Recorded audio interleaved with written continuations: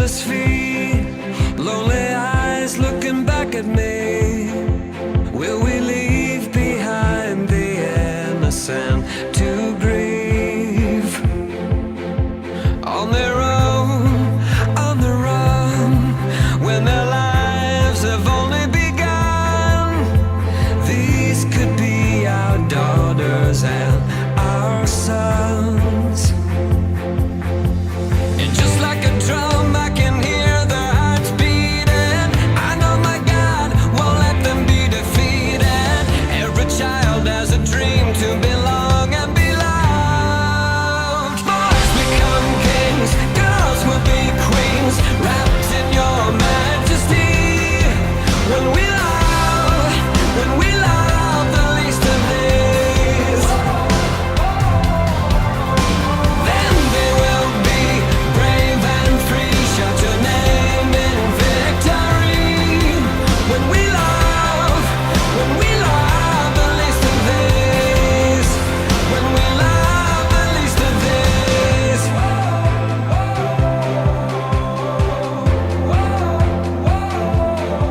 Break our hearts once again. Help us to remember when we were only children hoping for a friend.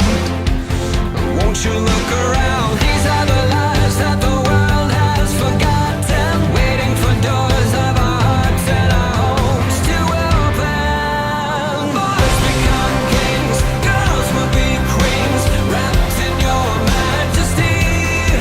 When we love the least of these,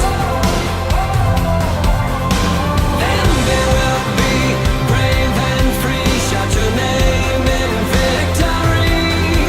When we love the least of these, when we love the least of these.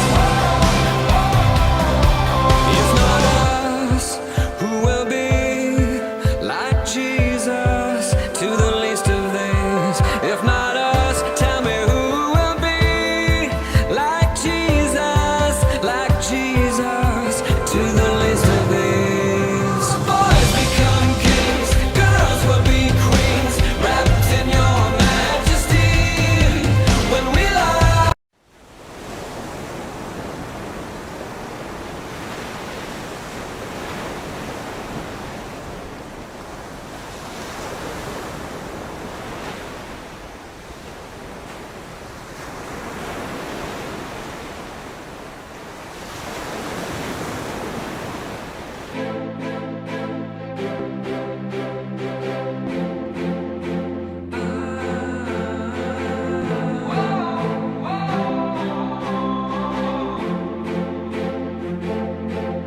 Little hands, shoeless feet, lonely eyes looking back at me.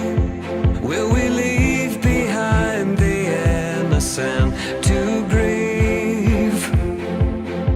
On their own, on the run, when their lives have only begun. These could be our daughters and our sons. And just like a drum, I can hear their hearts beating. I know my God won't let them be defeated. Every child has a dream to belong and be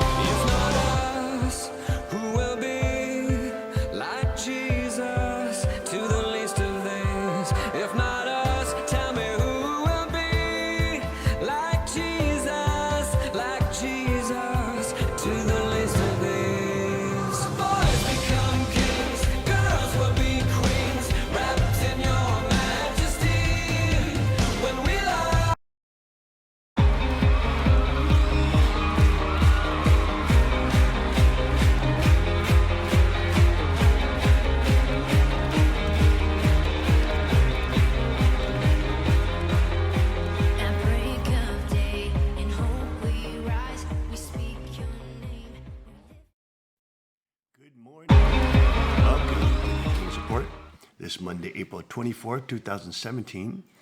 8th year of Chungi, 3rd month, 28th day by the heavenly calendar. I'm your host, Chungja Sean Moon, the second king of Chenyaguk. Let's go first to Tim, the Asian elder, for our AccuWeather forecast. Tim. Good morning. It's 38 degrees and clear outside as we move towards our sunrise at 6:05 a.m. this morning. Today, during the day, it's going to be pretty much like yesterday in terms of temperature. We had a recorded temperature of 68 at the Cheonggyeong yesterday, and the predicted high today is 67. But there will be more clouds, not quite the perfect 100% beautiful sky that we had yesterday.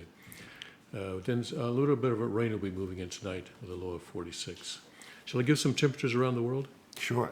London is 54, 45 in Moscow, 61 in Tokyo, 82 in Kuala Lumpur, and 70 in Sydney. Wow. All right. Well, yesterday was an absolutely gorgeous day, wasn't it? My goodness. Yes. Absolutely spectacular.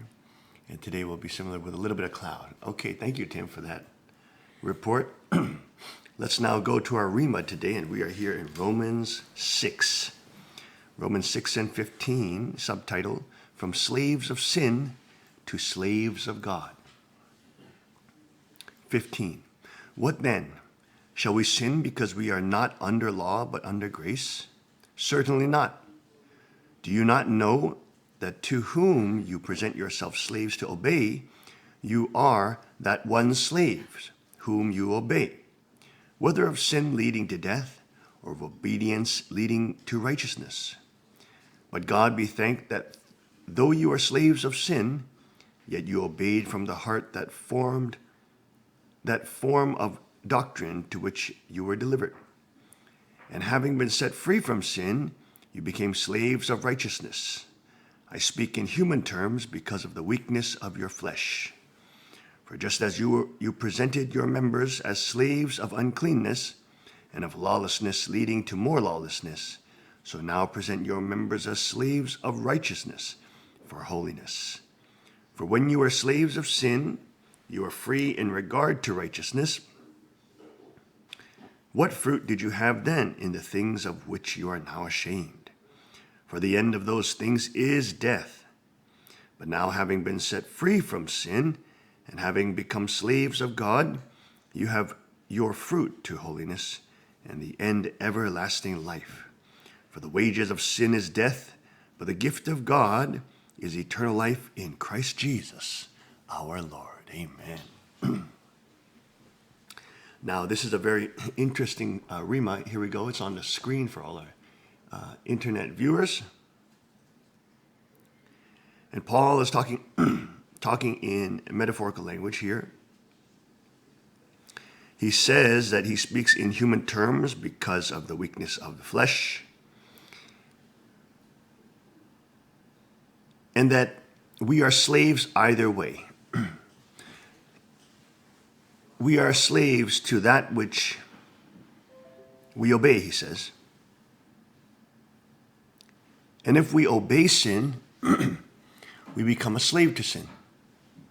What does that mean? That means sin has ownership over you. A slave is someone who is actually owned. It's owned by a master.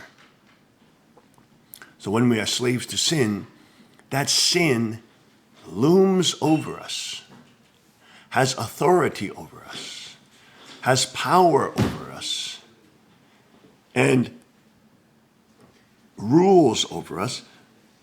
In fact, owns us. Now, if you are going to be owned by sin and wickedness and lawlessness and unrighteousness, or if you were to be owned by righteousness and holiness, which one would you like to own you? Let's put it this way. If you had children, you are raising them and you wanted them to be upstanding people, which one would you like them to be under? Which one would you like society to be under? Would you like them to treat you righteously and justly? Or would you like them to be slaves of unrighteousness and be lawless? Which society do you want to live in? The answer is clear. Anybody, by visualizing or imagining a society, would want to live in a society where people we're under the authority of justice, righteousness, goodness, fair, lawfulness. Nobody wants to live under lawlessness. Of course, those, other than those criminals who engage in lawlessness.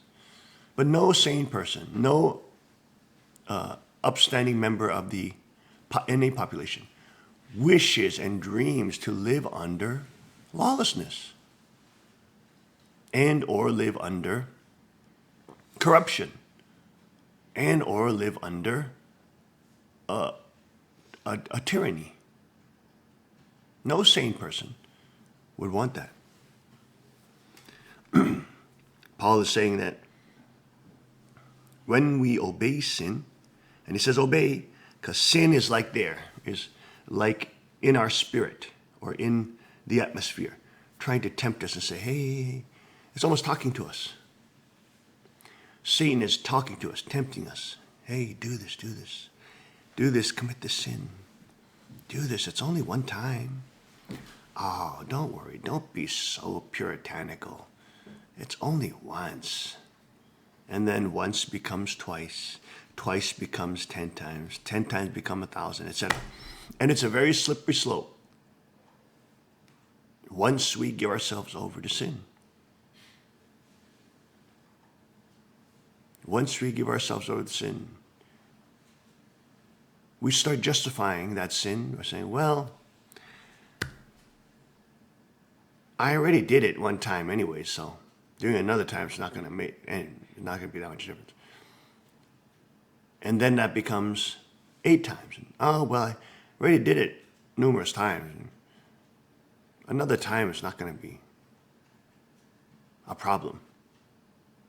I'll just repent after I sin. There's a section on the Evidence Bible. We had a nice hunduke the other day with the kids where we discussed that. I think that was Saturday hunduke. But one of the questions was, well, why can't I just live nothing about God, and on my deathbed I'll just repent of my sins?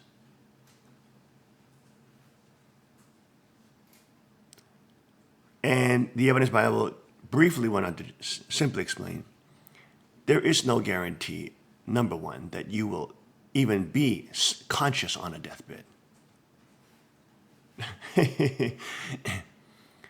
And he goes on to explain that many times that deathbed conversions are actually very rare. They're not as common as one thinks. Because if we think we can exploit somebody and use God, ignore him and play this game of justification hopscotch, there is no guarantee, and the wage of sin is death. You're gambling with death, gambling with your place in heaven or hell. You're gambling, you're making a huge gamble. The reality of the fact is, when individuals say such things, they don't want to be under righteousness. They want the convenient excuse to sin. They want the convenient justification for sinning. Of course, that's why they'll become not necessarily atheists, but I'm agnostic. I don't know if it doesn't really matter to me. Because they want to avoid moral accountability. If there is a God, and if he is just, and if he is righteous, and if he tells us to behave in that way as evidence of our love for him, then we are compelled to behave in righteousness. And yes, that is not, you cannot fulfill all your carnal pleasures or carnal desires, because doing or giving a baby candy whenever he wants it destroys him. In the same way, God, who is a loving Father, does not want us to destroy ourselves with temporary pleasures which destroy us, but wants us to be mature and sane and awake and living for the lasting joys that God has prepared for us. So will we be a slave to sin? A slave of sin. Better to be a slave of God. God doesn't just keep us as slaves. When we surrender to Him, He makes us His child. We talked about with the samurai yesterday, didn't we? That a Christian is really a samurai because he's supposed to serve Christ and his brethren, of course. And samurai simply means he who serves. He who serves. And must be willing to die for his master. But in the case of Christ, Christ brings the Christian samurai to not only be his slave or a hired mercenary, but brings him to be his son and daughter, an inheritor of the kingdom of God. We'll be right back after this short break. Stay with us this morning.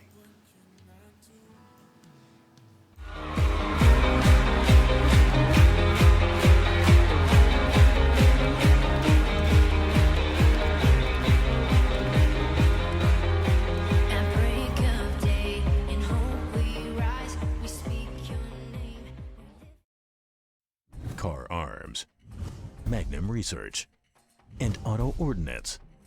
The Car Firearms Group. With a diverse product line that blends American craftsmanship with cutting-edge technology. It's no secret why gun enthusiasts choose Car Firearms Group. From the Desert Eagle and Baby Desert Eagle made famous by Hollywood. The history of the 1911 and the Tommy gun. To the best in compact concealed carry. Car Firearms Group is not only the first name in personal defense, it's a name that has earned the respect of gun enthusiasts around the world. Concealment, innovative technology, value, accuracy, and history. Car Firearms Group. Made in the USA. Visit car.com today.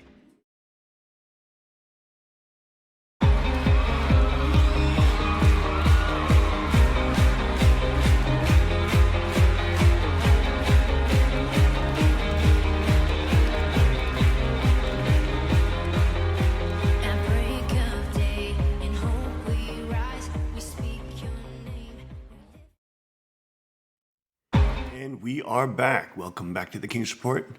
This morning, Monday, April 24th, 2017. I'm your host, Seongji Sean Moon, the second king of Cheongguk. And now let's go to Mrs. Kong for our special K moment in the morning. Tim. Mrs. Kong is reading today from Matthew chapter 5, verses 11 and 12. Blessed are ye when men shall revile you and persecute you, and shall say all manner of evil against you falsely for my sake.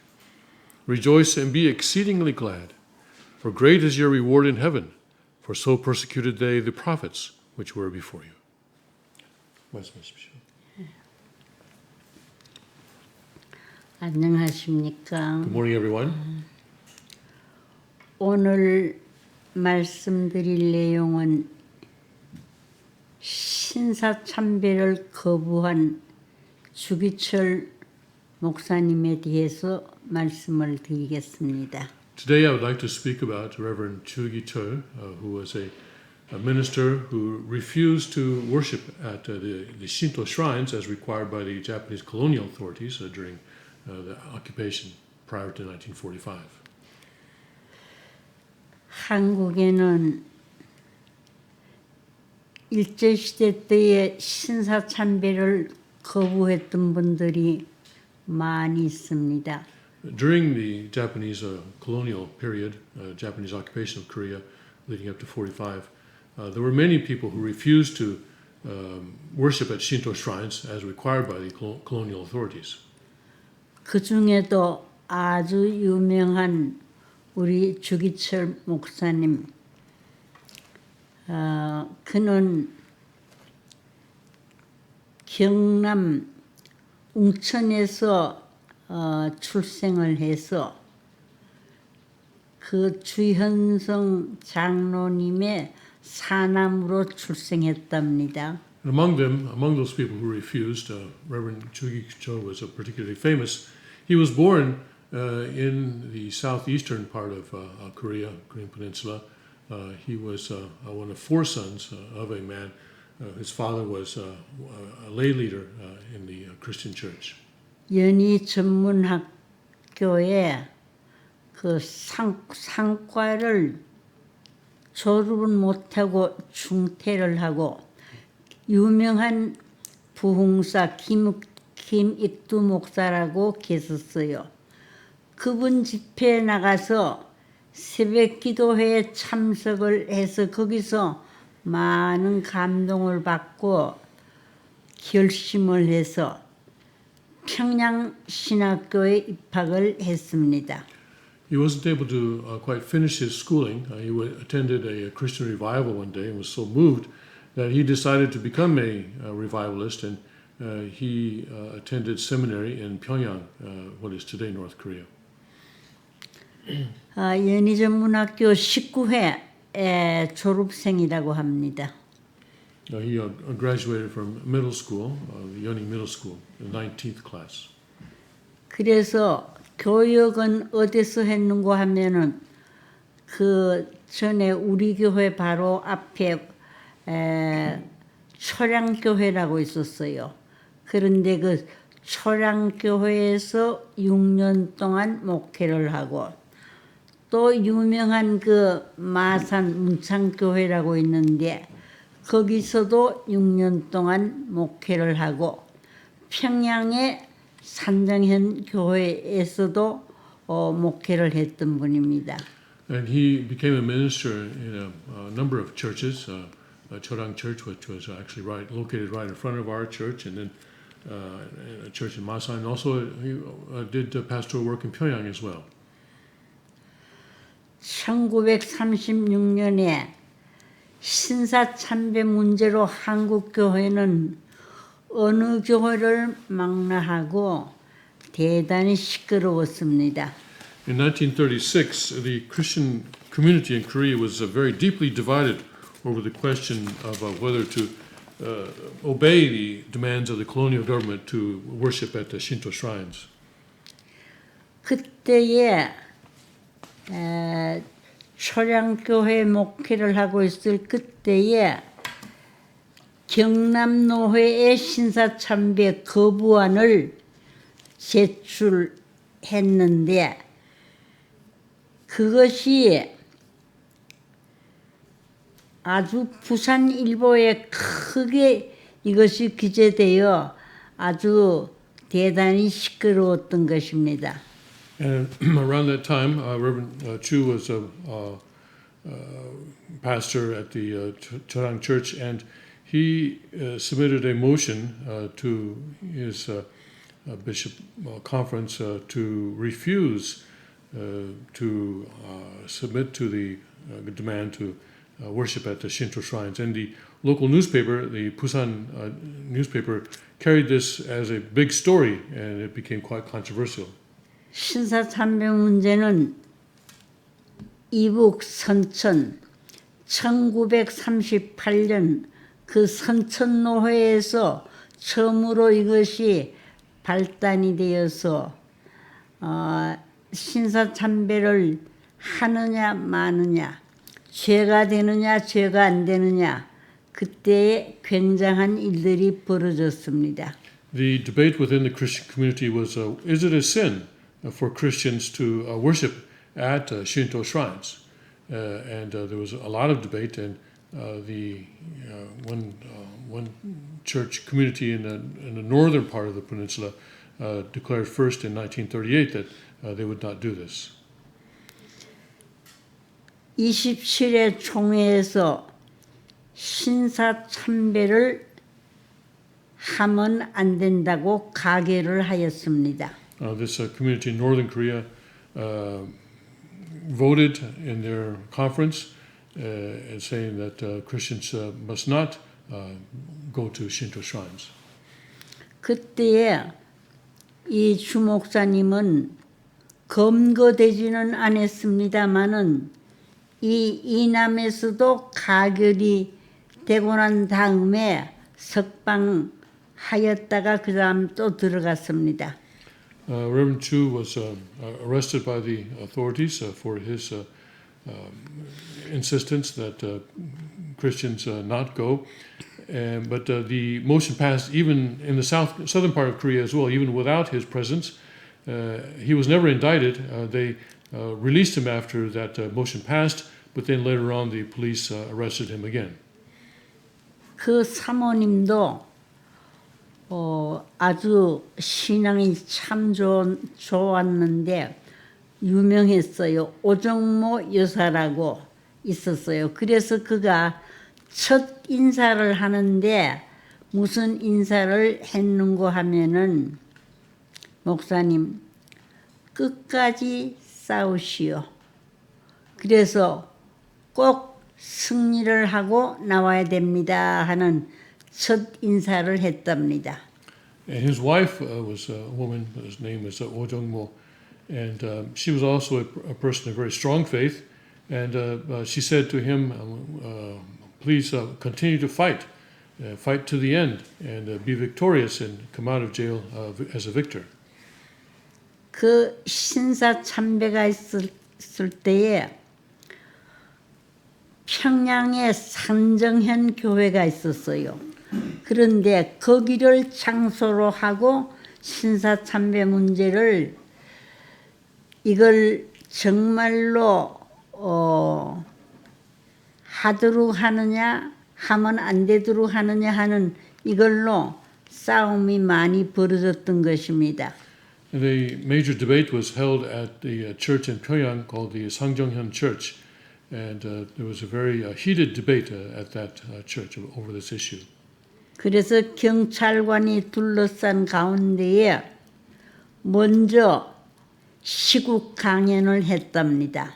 And so the police had to go there to keep order in the situation, and there was the presentation was held on the situation. Someone spoke about that situation.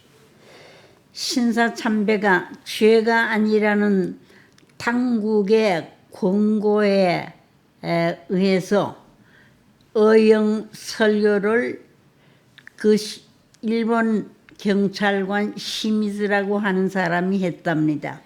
A policeman, actually, a Japanese policeman named Shimizu, actually gave a lecture saying that it was not a sin for Christians to worship at the shrines.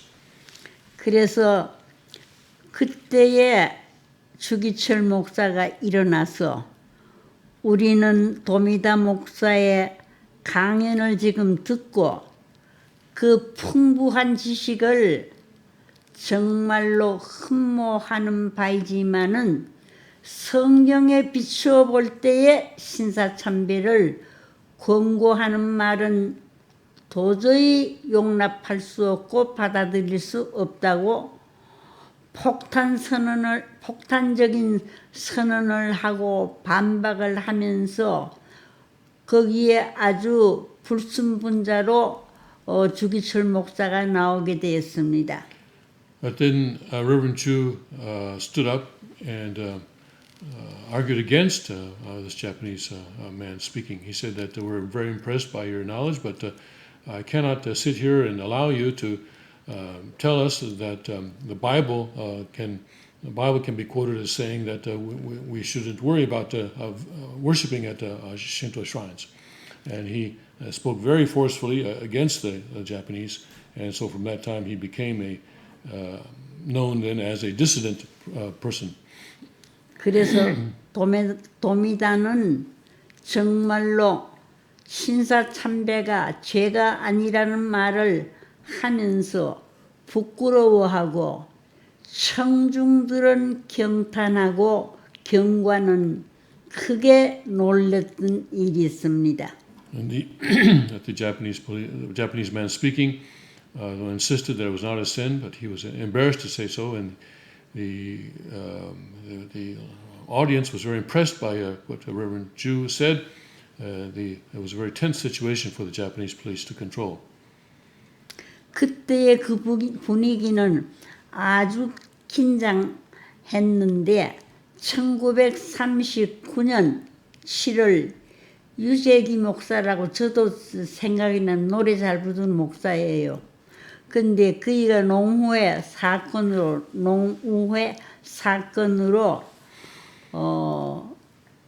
의성경찰서에 그이가 검거되었다가 7개월 만에 석방되어 돌아오자 이 소식을 들은 긴장한 교인들이 예배당 안에 가득 차 있었다고 합니다. Then there was a minister whose name was Yu Jae-gi in July of 1939. He had been arrested over another incident. He was released after 7 months, and so when he first appeared at his church after his release, the church was filled by Christian believers. 그때의 평양 대동선교회 경찰서 형사대는 시미스의 지휘하에 예배당을 몇 겹으로 포위하고 아주 그 일대의 형사들은 예배당 안으로 들어가서 소란을 피우고 했답니다. And the Japanese police surrounded the church. In fact, the policemen they surrounded the church in several layers, and the Japanese police also went into the church and caused trouble. 그때 주목사가 거기에 담임 목사로 있었는데 3개월 안으로 사면하라고 엄명을 내렸답니다. And Reverend Chu was the senior pastor at that church at the time, and he insisted that even if they arrested someone, that they must be given clemency within 3 months. 목사 사면만 하면은 신사 참배는 강요하지 아니하겠다는 그때의 그런 타협 조건으로서 나왔답니다. And made a deal with the Japanese that if they would give clemency within 3 months, then he would not oppose the worship at the Shinto shrine. 그러나 주목사님은 결사의 각오를 가진 주목사에게는 그런 위협은 아무 영향을 주지 못했습니다. But Reverend Chu, though, eventually was not influenced by this because he chose to oppose the Shinto shrine worship to the end. 그리고 오늘부터는 설교하지 말라고 하였습니다. And the police told him not to preach anymore from that day on. 주목사는 말하기를 나는 설교권을 하나님께로부터 받았는데 당신이 설교를 하라 하지 말라 하는 것은 너무도 큰 월권이다. 그러니까 나는 하나님으로부터 받은 이 명을 수행하지 이걸 내가 당신이 하지 말라고 해서 내가 안 하는 거는 안 하지는 않겠다고 했습니다. Reverend Chu said, I give sermons by God's authority. God is the one who has given me this authority, and you are out of line to think that you can tell me whether or not I am authorized to give sermons. So I will continue to give these sermons as long as God authorizes me to do so. 그래서 거기 일본 경관과 정말로 말다툼이 벌어지고 옥신각신했습니다. And so he had a big argument with the Japanese policeman at that point. 경찰관이 금지함에도 불구하고 설교를 하게 되면은 체포를 하겠다고 했습니다. And the police said that if a Reverend Jew were to give a sermon, they would put him under arrest. 설교하는 것은 이것은 내가 해줄 책임이고 당신은 마음대로 체포를 하려면 하고 마음대로 하라고 이렇게 얘기를 했습니다. The Reverend Jew said that it's my responsibility to give sermons, so I will do that, and you can do whatever you need to do. If you want to arrest me, go ahead. 나는 내 할 일을 할 뿐이라고 고집하고 참 거기서 큰 싸움이 벌어졌습니다. He said that I'm just doing what I'm supposed to do, and so there was a big fight then. 그래서 경찰은 말하기를 대일본 제국 경찰관의 명령에 여기에 굴복하지 않으면은 당신은 여기에서부터 시장으로 들어가야 한다고 아주 호통을 쳤습니다. And the policeman said, if you disobey an order given to you by a police officer of the great Japanese Empire, then you will have to go directly to jail from here. 주목사는 말하기를 일본의 헌법은 예배 자유를 허락한 것이요. 당신들은 지금 예배를 방해하고 지금 헌법을 위반하고 있는 것이니 내가 잘못이 있는 것이 아니라 당신네들이 잘못이 있다고 해서 거기에서 아주 단호한 태도의 경관들도 기가 질렸고 어떻게 할 수 없었답니다. The Reverend Jew said, under the Japanese Constitution, we have freedom to worship. So right now, you are disrupting this worship service, and so you are going against your own constitution. And he spoke so forcefully that the Japanese policeman was forced to back down. 그는 강철 같은 의지, 비장한 결심에 얼굴을 보면은 아주 생명을 내놓고 자기는 거기에 굴복하지 아니해야 되겠다는 결의가 그의 얼굴에서 보였답니다. Person could tell by looking at the Reverend Chu then that he had a determination of a steel, and that he would not bend to anyone, and so anyone who faced him knew that they would have to be the one that would retreat. 흰 두루마기를 입은 주목사는 경건하고 엄숙한 태도로 강단에 올라가 예배를 시작하였답니다. So Reverend Jew, with his white robe, wearing his white robe, climbed to the podium and began the worship service. 올라가서 내주는 강한 성이요 병기가 되고 방패가 되는 하나님이시라고 외치면서 그는 정말로 살아계신 하나님이 지금 내 옆에 계신다는 그런 뜻에서 그는 마태복음 5장 11절에서 12절을 낭독하면서 의를 위하여 핍박을 받는 자 복이 있나니 기뻐하고 즐거워하라. 하늘에서 상 받을 것이 크리라는 이것을 낭독하면서 그는 정말로 5가지 자기의 그 기원어라고 하면서 5가지를 그들에게 설명해 줬습니다. He read from Matthew 5, verses 11 and 12, as we just did. Blessed are you when men revile and persecute you, and shall say manner all against you falsely for my sake. Rejoice and be exceedingly glad. And he said that the living God is standing here next to me, and he explained 5 points in his sermon. 입수의 여지없이 가득 채워진 교회 안은 정말로 무한한 감격과 긴장의 도가니에 취하게 되었습니다. The worship service, the sanctuary was filled to the point where there was no more room for people to get in, and it was a very tense atmosphere. 그의 5가지 기원은 죽음의 권세를 이기게 하옵소서. And he said, he prayed to God, help us to overcome the power of death. 장기의 고난을 견디게 하여 주옵소서 기도했습니다. And he prayed that we could endure the persecution of Satan.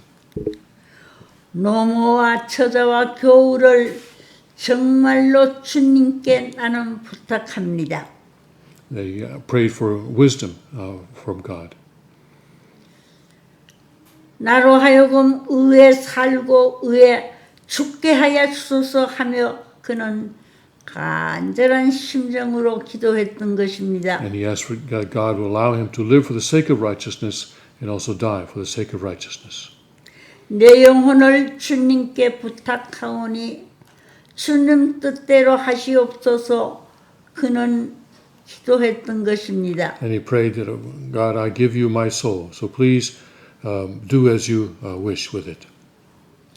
이날은 교인들이 너무 긴장함으로 체포하지 못하고 수일 후에 그는 옥에 갇히게 되었습니다. The police were not able to arrest him right then because the atmosphere was so tense, but they did take him into custody a few days later and he went to jail. 주기철 목사는 형사에게 마지막 내 부탁이 하나 있다고 해서 80 노모 어머니가 계시는데 나로 하여금 고별 인사를 꼭 하고 와야 됩니다 하면서 그는 어머니 방에 들어갔습니다. And when they came to take him away, he told the police, I have one last request I'd like to do. He said, I have a mother who is more than 80 years old, and I would like to say goodbye to her. And so he went into his mother's room. 하나님께 우리 어머니를 잘 부탁합니다 하는 고별의 기도를 올렸습니다. And he prayed there, asking God to take care of his mother during his absence. 주 목사는 평양경찰서 4호 감방에서 거기에서 5년 지나고 그 다음에 또 2년 지나서 7년 동안 감옥 생활을 했던 것입니다. He was taken to the Pyongyang police station and he was put in jail there for a total of 7 years. 그래서 거기에서 그렇게도 경찰관이 못하게 아주 법석을 대고 했지만은 그는 금지함에도 불구하고 옥중에 들어가서 자기 혼자서 기도하고 설교하고 찬송 부르고 그렇게 7년을 지났던 것입니다. During those 7 years, he would pray in jail and he would give sermons. He would sing hymns, even though the police tried to forbid him and tried to stop him from doing that. He continued to do so. 체포하고 정말로 자유 없는 그 자리였지만은 그는 설교하는 것은 내가 할 일이요. 체포하는 것은 경관 당신이 하는 일인데 나는 내 할 일을 할 뿐이요. 당신은 당신 할 대로 하라고 하면서 아주 그는 거기에서도 용감하게 싸웠던 것입니다. He would tell the police, it's my job to give sermons. That's what I do. And it's your job to arrest people. So you can do what you do. But I'm not going to stop doing what I'm doing. 고문이 너무너무 심해서 몇 번을 기절을 하고 몇 번을 죽는 사지에 처하게 된 일이 한두 번이 아니었답니다. The torture was so severe that several times he fainted and sometimes he was on the verge of death. 그렇게 하면서 정말로 고문을 당해서 어떻게 될 수 없었을 때가 되면은 또 물을 갖다가 뿌리고 고춧가루 물을 갖다가 뿌리고 해서 정신 없이 혼미 상태에 이르게 되었던 것이 한두 번이 아니었다고 합니다. Sometimes he would faint, and the police would pour water on him in order to wake him up. And sometimes they would put red peppers in the water, and then that would basically he would be in a state of almost unconsciousness, and that's happened several times. 그래서 정말로 몇 번이고 쓰러질 때는 거기에 방장로라고 하는 분이 있어서 그 일을 얻고 나와서 치료를 받고 또 들어가는데, 그런데 사경을 헤매게 될 때는 정신이 하나도 없었답니다. 그때도 그는 거기에서 용감하게 아주 강직하게 설교를 하면서 무슨 얘기를 했는고 하면, 하나님, 내 영혼을 당신에게 나는 부탁을 하니 하나님 마음대로 하나님 뜻대로 하시옵소서 하는 심정을 가지고 그 안에서 예배보고 그 안에서 기도하고 그 안에서 그가 해야 될 일을 다 했답니다. When he would be on the verge of death, he would sometimes be taken out, and they would treat him and then bring him back to torture him some more. But he, during this time, he would pray and he would preach also to God.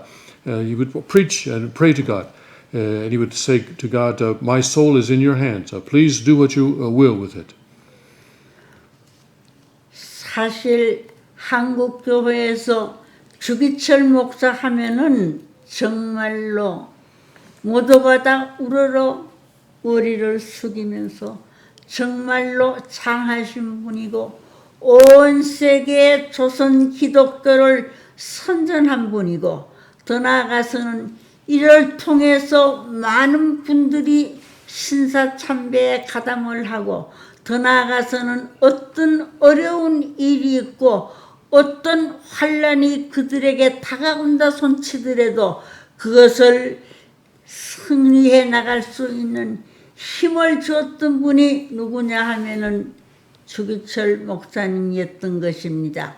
Reverend Chu is very well known in the Christian church even today, and the people respect him very highly. And he gave courage. He inspired people to resist this Japanese effort to have every Korean worship at a Shinto shrine. 그는 찬송을 부르고 기도를 하고 설교를 하면서도 그의 눈에는 정말로 눈물이 고여서 어쩔 줄 모르면서 정말로 예수님께서 십자가에 달려 돌아가시면서도 자기를 위한 것이 아니었고 하늘을 위해서, 크게는 세계를 위해서, 민족을 위해서 자기는 가섰는데 나는 이것도 못하리 하면서 그 안에서 어려운 일들이 많이 있었지만 그것을 기쁨으로, 고마움으로, 감사함으로 소화하면서 지냈다는 얘기를 들었던 것입니다. When whether he prayed or he was singing hymns or giving sermons, he was always shedding tears. And he said that Jesus died not for himself but for the nation and for the world. And I am not able to do that. So I am not worthy. But and people knew about this. Stories about Reverend Chu have been told among Christians for many years now. 그는 옥중에서 정말로 가진 고통의 십자가를 졌습니다마는 그때마다 진실로 예수님께서 십자가를 지시고 골고다를 향해 갔었던 그때를 생각하면 나는 이거는 아무것도 아니라고 하면서 예수님 가셨던 그 길을 정말로 우러러보면서 어려운 곳 사지에 내가 처한다 손치더라도 나도 같이 가겠습니다 하는 그런 심정을 가지고 이겨 나왔다는 얘기를 들은 적이 있습니다. He had a very difficult cross to bear when he was in prison, but he would say that this is nothing. My cross is nothing compared to the cross that Jesus bore on his way to Golgotha. And no matter what happened, he would always take courage and have hope, and he was finally able to gain victory over that situation. 정말로 고문하는 그네들이 악귀 같은 고문을 해 들어왔습니다마는 그는 무슨 얘기를 했느냐 하면은 영계라는 것은 꼭 있는 건데 정말로 당신네들이 이렇게 뭐냐면은 사람을 죽는 사지에 몰아놓고 기뻐하고 즐거워하는 걸 내가 보게 되니 먼 후일 당신네들이 이벌을 어디에서 어떻게 받겠느냐고 했을 때는 자기네들도 양심이 있는지 모르지만은 고문하는 것을 중단을 하고 또 쉬었다가 하기도 했답니다. Sometimes he would tell his torturers, the people torturing him, how are you going to receive the punishment for what you are doing to me now? How is it that you can torture me this way and laugh and make jokes about it? And perhaps they had a conscience too, because when he would say that, they would sometimes stop torturing him for a while and come back later and continue the torture. 그래서 7년 동안 있는 그 사이에 몸이 견딜 수가 없이 쇠약해졌어요. 눈도 나빠지고 폐도 나빠지고 심장도 나빠지고 체력이 감당할 수 없게 되어서 또 밤에는 빈대가 습격해서 잠도 못 자고 해서 정말로 그는 그 안에서 죽음을 맛보면서도 늘 가슴 가운데 남은 것은 고마운 마음, 감사한 마음. 내가 정말로 이렇게 살아계신 하나님을 가슴에 품고 살고 또 예수님과 더불어 내가 동력하게 되었다는 것을 언제든지 그는 고맙고 감사한 마음을 가지고 그 어려운 가운데서도 뭘 했느냐 하면은 기도하고 찬송하고 설교하면서 지났다는 얘기를 들었습니다. He was, by the time he was let go from prison, by the time he was released, he was very weak. He had a poor eyesight, and his lungs and heart were bad, and he was in very poor health. But during all that time, though, that he was in prison, he always had a gratitude. And he always praised God for whatever happened. He was always grateful. 그래서 늘 그는 찬송가를 부를 때 저도 이 찬송을 좋아합니다마는 저 높은 곳을 향하여 날마다 나갑니다. 하는 그 찬송가를 부르면서 위로를 받았답니다. And in prison, he would often sing the hymn, I'm going on my upward way to a higher ground. 그렇게 지나고 있는 사이에 목사는 면하게 되어서 사택에서 쫓겨나게 되고 정말로 어디 갈 데가 없는 그런 자리에 쫓겨나게 되었습니다. During his time in prison, his family was, he was fired as a minister, and so his family had to move out of the parsonage, and but they had no place to go. 1945년에 해방이 됐는데 44년에 그는 운명을 했습니다. So, 49세에 운명을 했답니다. he finally passed away in 1944, 1 year before Korea was liberated. He was 47 years old at the time. 기도하면서 그는 어떤 기도를 했는가 하면은 내 영혼의 하나님이시여 나를 부르심도 하나님이시고 지금까지 지나게 한도 하나님이시고 이제 나를 영계로 부르심도 하나님 아버지께서 하시니 함께 하소서 나로 하여금 정말로 변하지 않고 끝까지 이길 수 있게 해주시고 끝까지 싸울 수 있게 해달라고 했답니다. When he would pray, he would say, it was God that has called me, it is God who lives with you now, and it is God who calls me to the spirit world when I go there. And he asked that God would help him to remain constant and never change. 그가 마지막 기도를 할 때에 정말로 문지방이 우두둑하면서 진동하였다고 합니다. And when he gave his final prayer before death, it was so forceful that the entire house shook. 그는 참으로 선한 싸움을 잘 싸운 분입니다. He is a person who truly fought for the sake of righteousness. 7년 동안 정말로 십자가를 지시고 충실하고 골고다의 길을 예수님과 함께 걸어갔던 그 심정을 가지고 승리한 그리스도의 용사라고 볼 수 있습니다. For 7 years, he fought a difficult fight, and he carried the cross with the heart that he was carrying a cross along with Jesus. He is truly a brave warrior of Christianity.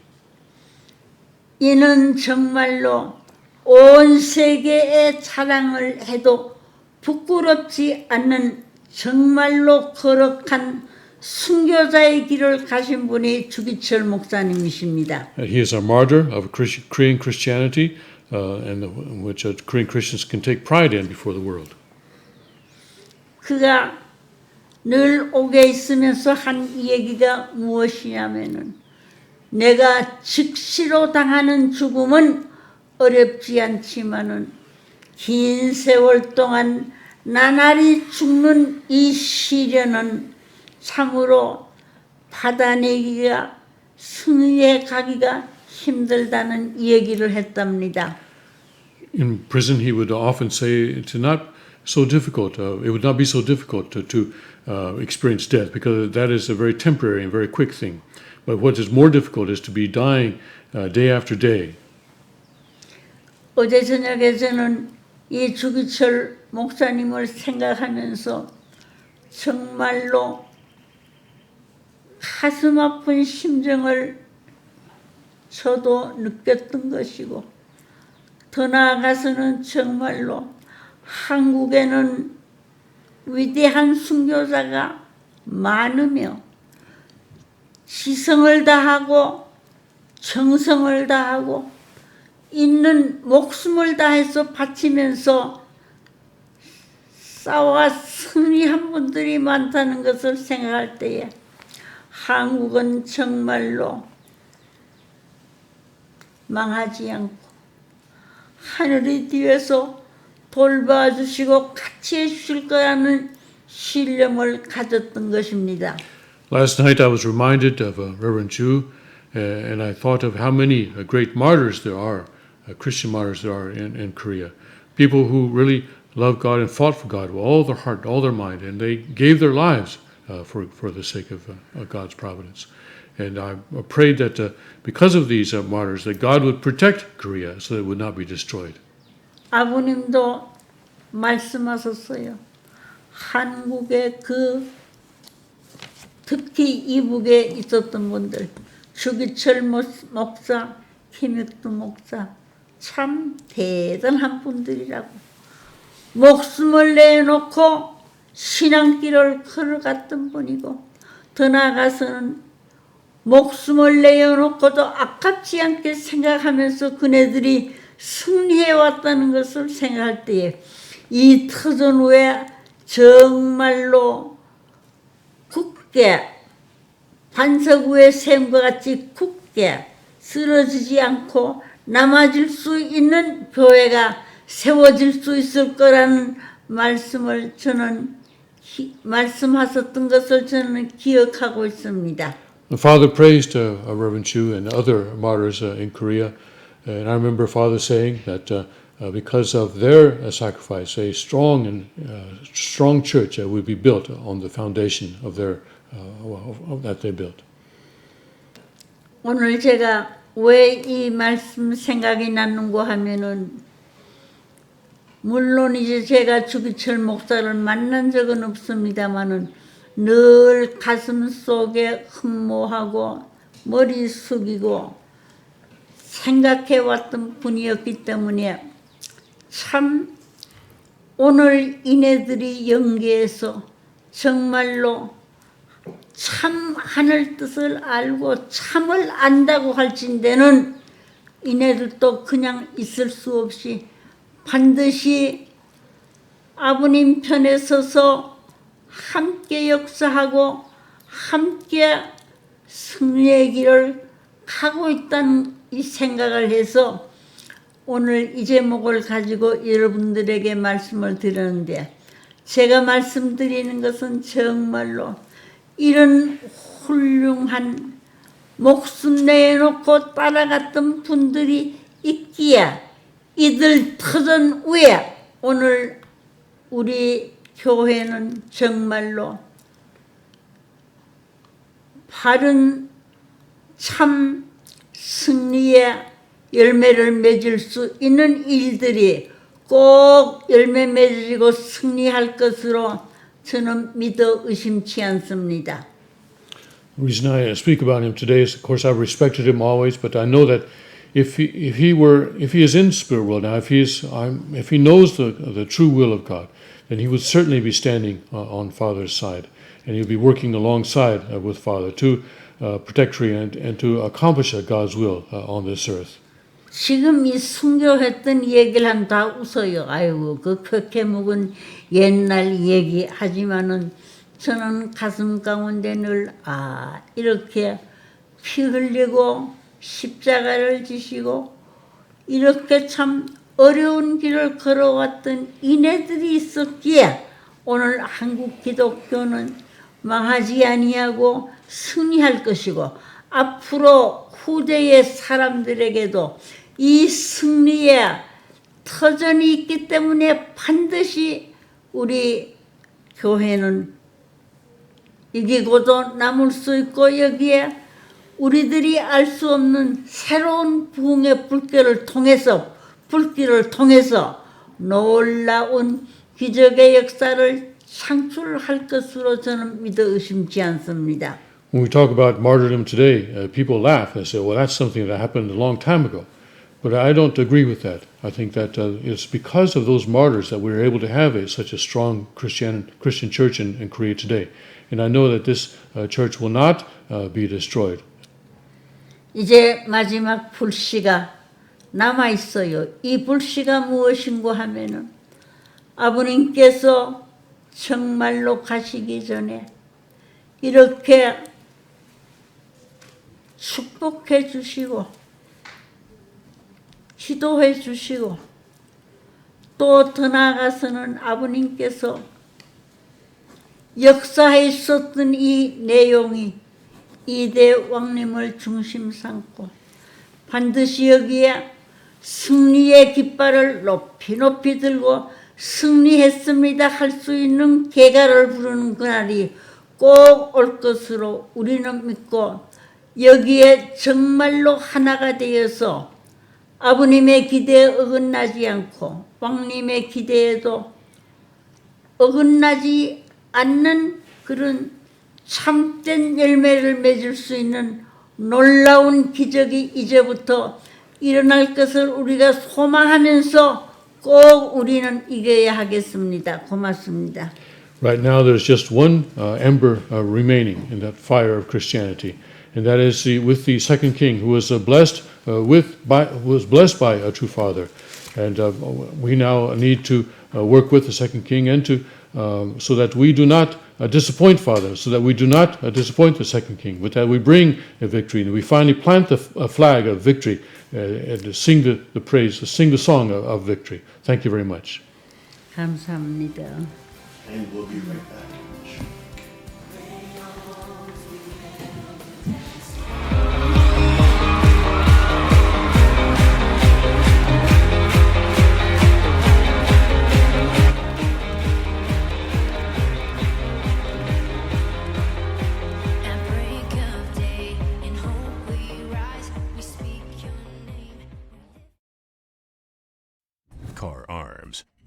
Magnum Research, and Auto Ordnance. The Carr Firearms Group. With a diverse product line that blends American craftsmanship with cutting-edge technology, it's no secret why gun enthusiasts choose Carr Firearms Group.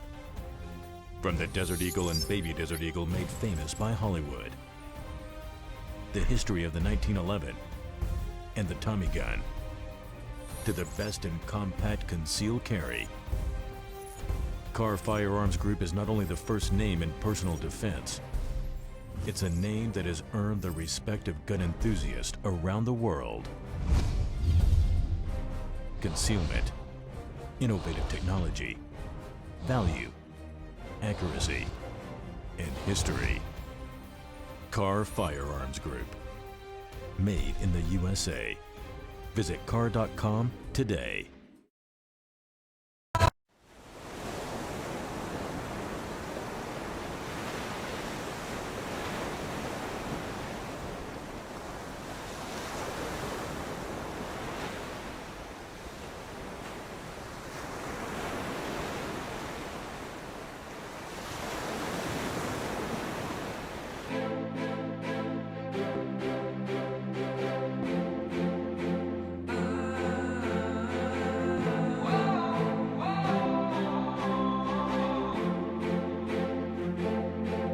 Little hands, shoeless feet, lonely eyes looking back at me.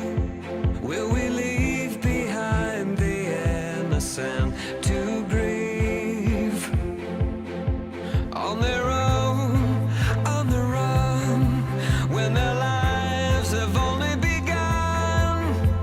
These could be our daughters and our sons. And just like a drum, I can hear their hearts beating. I know my God won't let them be defeated. Every child has a dream to belong and be loved. Boys become kings, girls will be queens, wrapped in your majesty. When we love the least of these, then they will be brave and free. Shout your name in victory. When we love the least of these. When we love the least of these.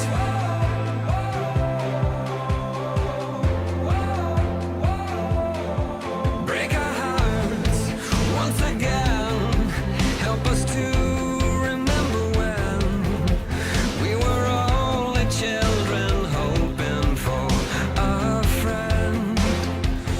Won't you look around? These are the lives that the world has forgotten, waiting for doors of our hearts and our homes to open. Boys become kings, girls will be queens, wrapped in your majesty. When we love the least of these, then they will be brave and free. Shout your name in victory. When we love the least of these. When we love the least of these.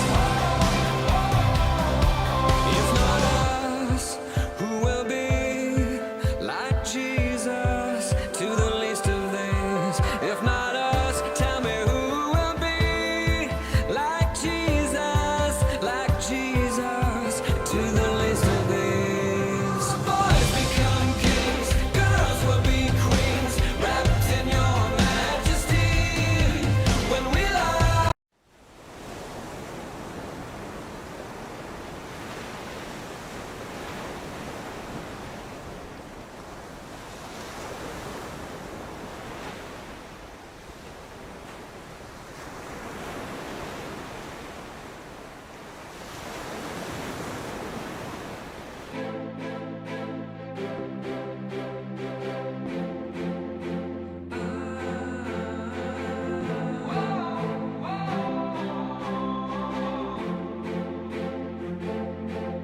Little hands, shoeless feet, lonely eyes looking back at me.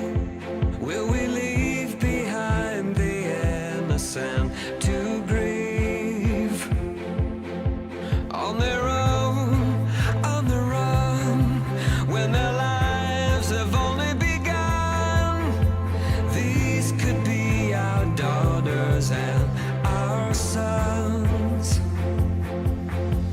And just like a drum, I can hear their hearts beating. I know my God won't let them be defeated. Every child has a dream to belong and be loved. Boys become kings, girls will be queens, wrapped in your majesty. When we love the least of these.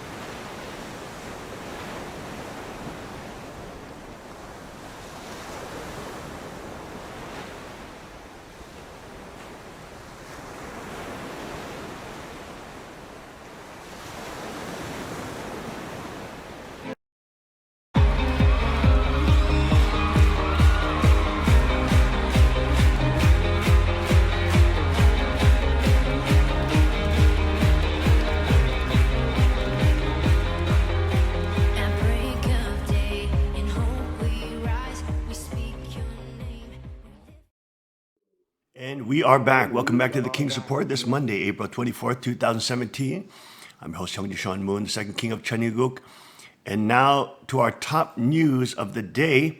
We're now joined from France with Michel Bouvet, head sanctuary leader there in France. And on the ground, as we cover and break down the top news of Drudge, everything is about France right now. Everything is about France, Michel.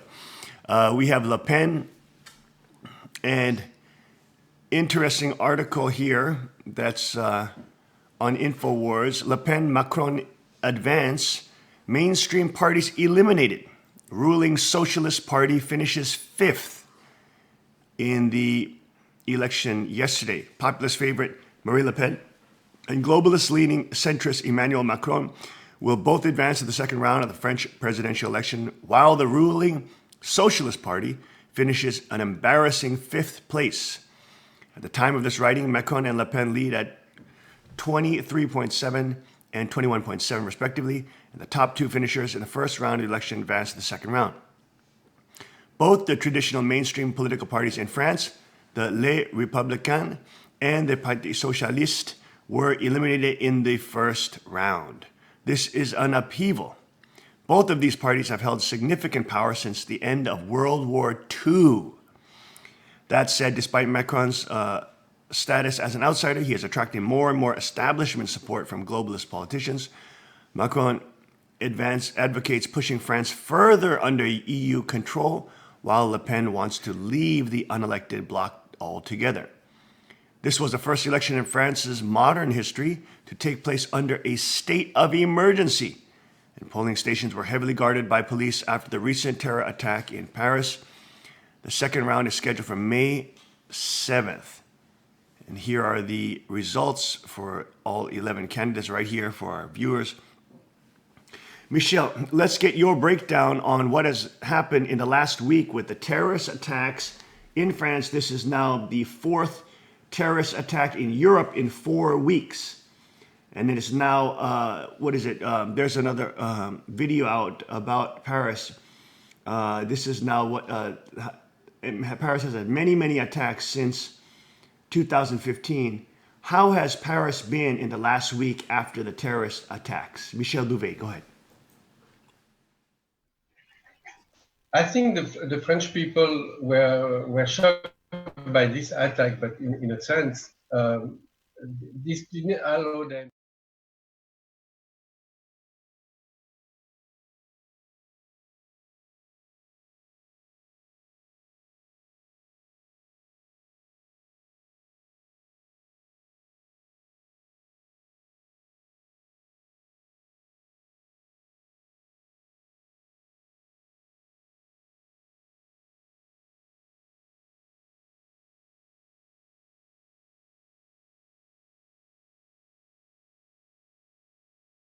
Which were avoided by the police. Two people were just caught just before they were going to attack one of the candidates. We didn't know who it was. Possibly it was Marine Le Pen. So she's really in very difficult situation. But so the terrorists maybe helped her a little, but I don't think so. Really, because the outcome was not really for her. We were hoping that she will be on the first place. Mm-hmm. Now it was very tight, right? I mean, it was Emmanuel Macron 23.7 and Marine Le Pen 21.7. So basically 2% difference between.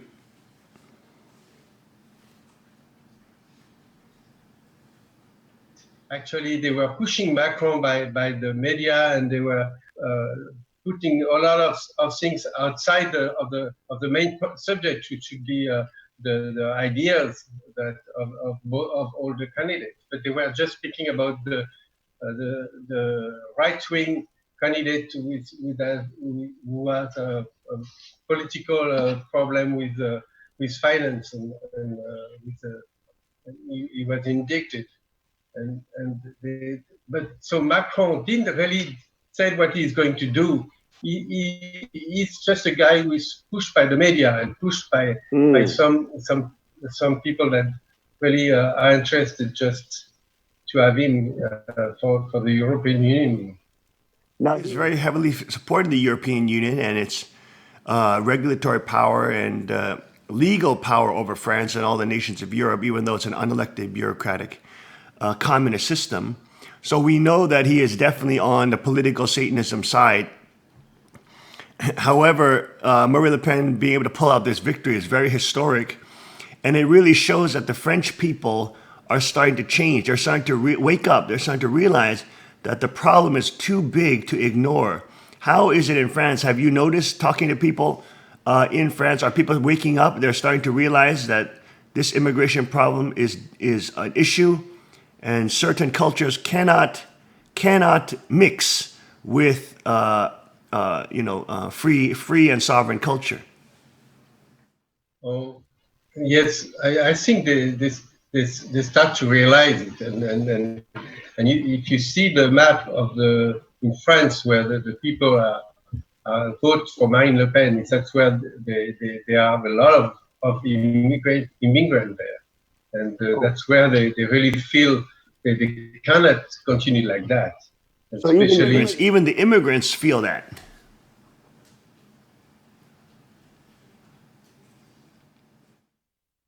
Been installed in France and are French now. They are voting for Marine Le Pen because they feel the Islamists the Islamists are doing a terrible things for them because they are put all together with them. So right, and they fled those countries where there's war and there's all this insanity and this radicalism to get away from that. And now the French government and the EU is pulling them back in. Yes, actually, some of them are from a long time. They've been French, so sometimes 3 generations. These people are very well installed, and they I don't know the term. They are well in the French society. So They've assimilated. They've assimilated. Now, how was it when you had the terrorist attacks just 2 days ago? Was it 2 or 3 days ago? In the main area of France under the Arc of Triumph and the Champs-Élysées. How was your reaction when you first heard about that attack? Break down your reaction for us. Surely, I was very shocked, and especially this guy who did this terrorist act. Actually, he killed 2 policemen. He didn't attack the civilian, and this guy already had 15 years of prison. He just came out of prison after 10 years, but he was just 15 years, and he was a very very well known. But they let him go. That's how they are. They let people like this. They let people go. It's like people were shocked for that, but it was not big attentat. It was just. It was very bad. He killed one policeman and hurt the other one. So the police knew about his radical views. He was on a terror watch list, and he was let go. He already shoot policeman 15 years before. He went to prison for 15 years, but after 10 years they let him go, and he was just coming out of jail. It's very strange. The French government is very laxist. They don't follow these people. It seems that they really want it to happen, something like that. People are very upset about it. Now, did you see Marine Le Pen mention the terrorist attack? Did she, in her speech? She did. She said she showed it as an example. She said, "Look, well, why don't you put these people in jail? And why don't you send them back to their country if they have both nationalities?" And so there are 20,000 of people like that which are filed. and they just watch it. And those, some of the government say, oh, we have to, that's the way we can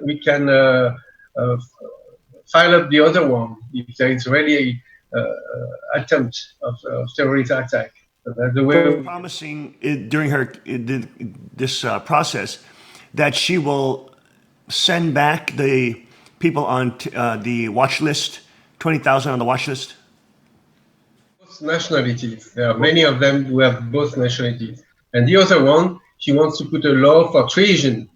She wants to put them in jail for treason against France, because we are like a war statute now with a war statute with these people. So how is it in France? Do you recognize a difference? Like at nighttime, do people walk around? Do they feel safe when they move around the city? Generally, compared 10 years ago. Terrorist attack, it's very strange. You don't know when it will happen. There is already a problem of safety with people in Paris. So when you are used, terrorist attack people are very strong in a sense. There's not too much change right now. Because I know that the tourism is down in Paris about 80%. So people are definitely scared to go to pay money to go to Paris, where it used to be one of the hallmarks of Western civilization. Now Paris is suffering greatly, and its tourist industry has completely collapsed because of this rising terrorism and the spontaneous nature of the terrorist attacks. What does Marie Le Pen say? What does she say about France's economic policy? How does she say that she wants to pull out of the EU, and how does she want to turn on the economic engine of France, bringing back jobs? A problem because she's more near the communist view about it. She wants to have a lot of state control on the economy. Really? So that's why the right side they don't like her for that. But recently, after the election, there's one of the right Christian lady who is from the Christian Democrat Party. She said she cannot vote for Macron because of his view about men, about the way he looked at it, and she called to vote for Marine. So it's moving. I mean, and they are, because the last election with Jean-Marie Le Pen, his father, they were a complete what they call it, a Republican front against him. All the French people were voting against, but this time it's not like that. So we really hope that they will be called to unite for the right side, and to unite with Marine and to make a win. That's really what I hope. Now, how is it on the ground in France? Are many businesses, small businesses, going out of business? Can you? You know, France is an agricultural country, and you know that every day there is an agricultor who suicide himself because of the situation is so bad. So the European Union is helping large agriculture companies, but they are killing the small one. Yes. And the French people, the agriculture, they like their country, so they like their house, but they work hard, but they cannot earn any money. Even one, I spoke to one agriculture, he said he earned just $700 a month because he's on retirement. Just $700 a month he can get. So they're really doing because they love their country.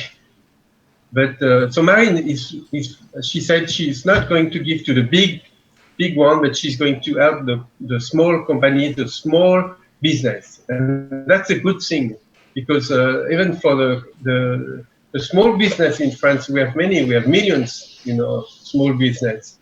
Maybe we are, I think we have 3 million of very small companies, like 2, 3 people or 10 people. And she says she's going to help them. If they hire somebody, they will not pay tax at all.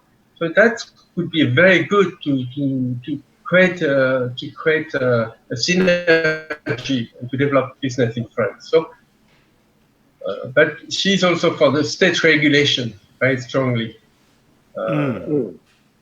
But so I think she thinks it's a good. At least it's good that she goes out of Europe.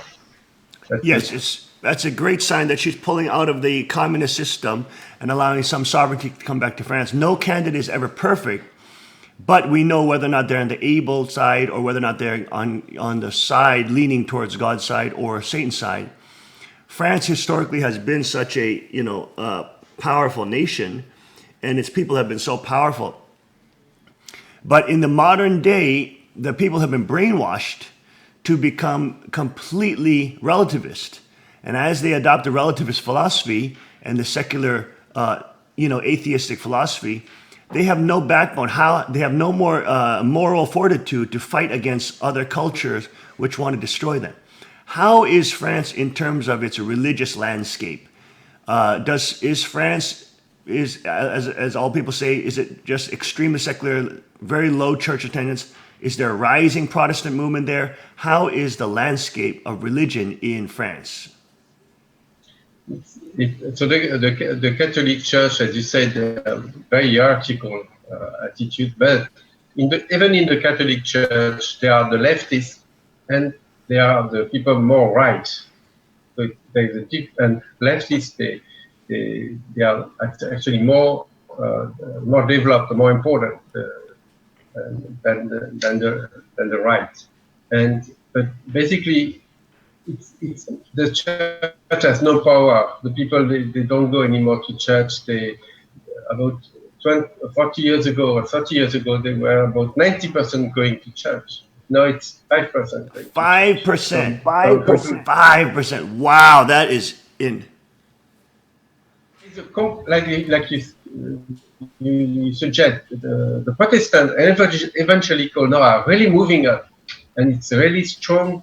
But it's a strong development, and especially there are issues about abortion and about GPA. You know GPA?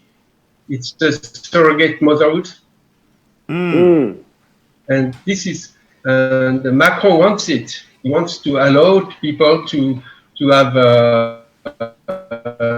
to get children from another womb, from another mother, and to pay for it. And then the Christians are completely against it. So I think if Marine can speak really of our program and show the reality of the European Union, she can win a lot of Christians. But she didn't do it yet. So I have, and also, but she's also against homosexual marriage. She wants to come back to the whole idea of just a pact or civil union. So she wants to go to go against the law that was passed. She said she's going to destroy that. So it's good for the Christians. So now she has to speak clearly what she wants to do, and she should develop this idea of the Christian values. She spoke about it. She spoke about the civilization. She said that the 1500 years of Christian history, the people who really put their effort, we should protect it. We should not just give it away to the globalists. So she has a very good idea. So until now, Macron hid himself. He hid himself. He didn't really show his program. And now because now there are two candidates, they are going to confront each other. I think it will really reveal who he is, Yes.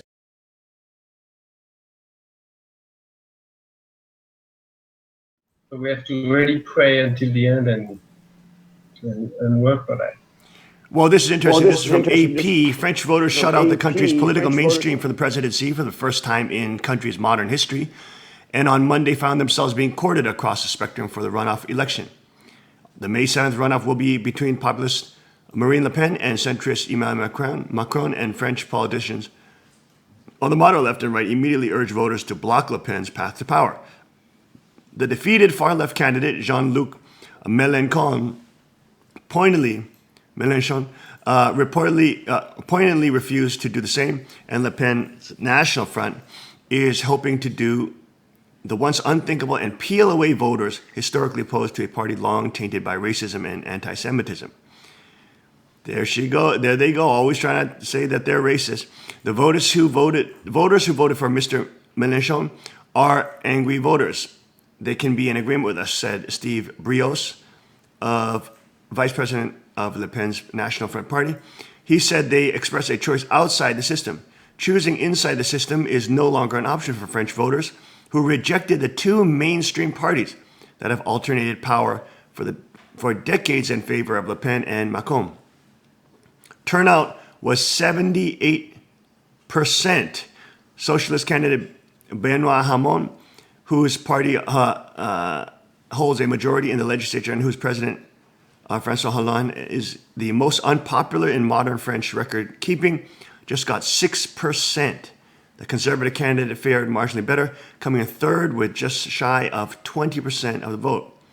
We are in a phase of decomposition, demolition, deconstruction, said former socialist Prime Minister Manuel Valls. We didn't do the work, intellectual, ideological, and political, on what the left is, and we paid the price. Both center-right and center-left fell in behind Macron, whose optimistic vision of tolerant France and a united Europe with open borders is a stark contrast to Le Pen's darker, they say she's darker, inward-looking French first platform that calls for closed borders, tougher security, less immigration, and dropping the shared euro currency to return to the French franc. European stock markets surge on the open as investors welcome the first round results, with Macron favored to win. German Chancellor Angela Merkel wished Macron all the best for the next 2 weeks. Merkel's chief of staff, Peter Altmaier, tweeted that the result for Emmanuel Macron shows France and Europe can win together. The center is stronger than the populists think. So all the globalists are coming out there trying to say, Macron, Macron, Macron. I just saw former President Obama on the phone with Macron saying that, to stay, encouraged throughout this ordeal. The important point is that there is 4 rounds, because the first round, the next one is for the presidency, but after we have to vote for the congressman.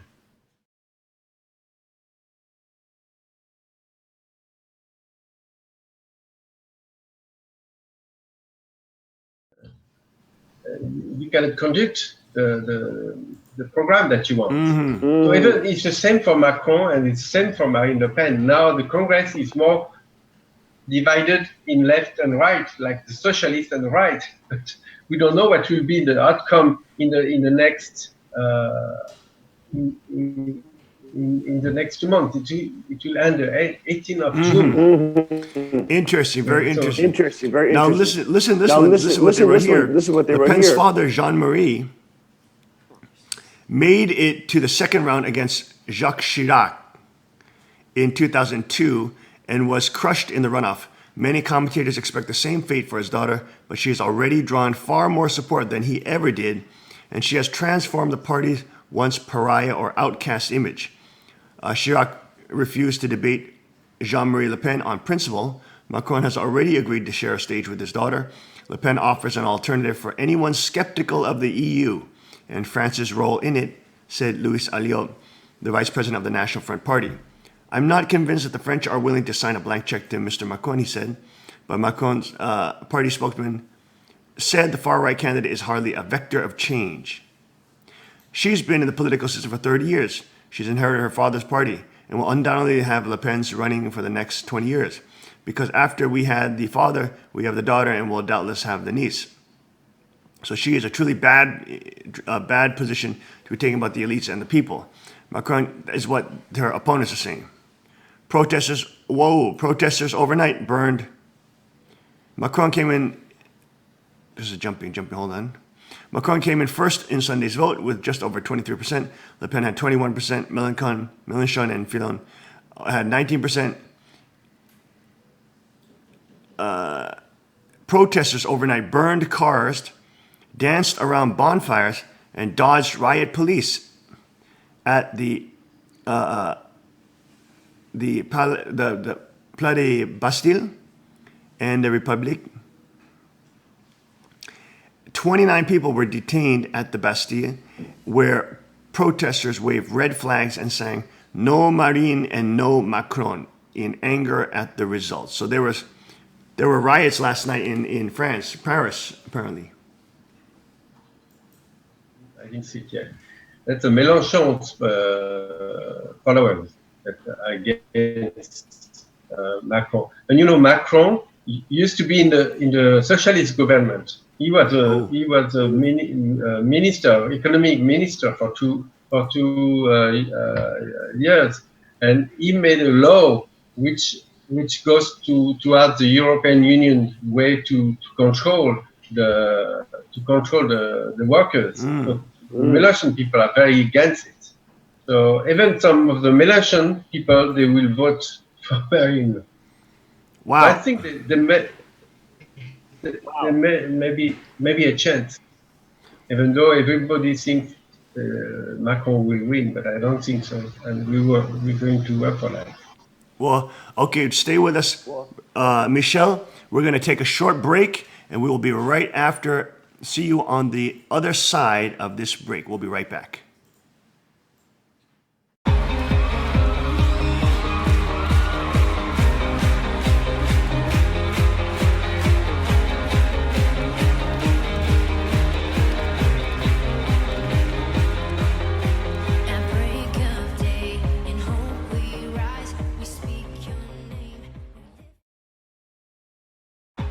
Car Arms, Magnum Research, and Auto Ordnance.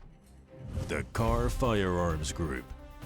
With a diverse product line that blends American craftsmanship with cutting-edge technology. It's no secret why gun enthusiasts choose Car Firearms Group. From the Desert Eagle and Baby Desert Eagle made famous by Hollywood. The history of the 1911 and the Tommy gun. To the best in compact concealed carry. Car Firearms Group is not only the first name in personal defense, it's a name that has earned the respect of gun enthusiasts around the world. Concealment, innovative technology, value, accuracy, and history. Car Firearms Group. Made in the USA. Visit car.com today.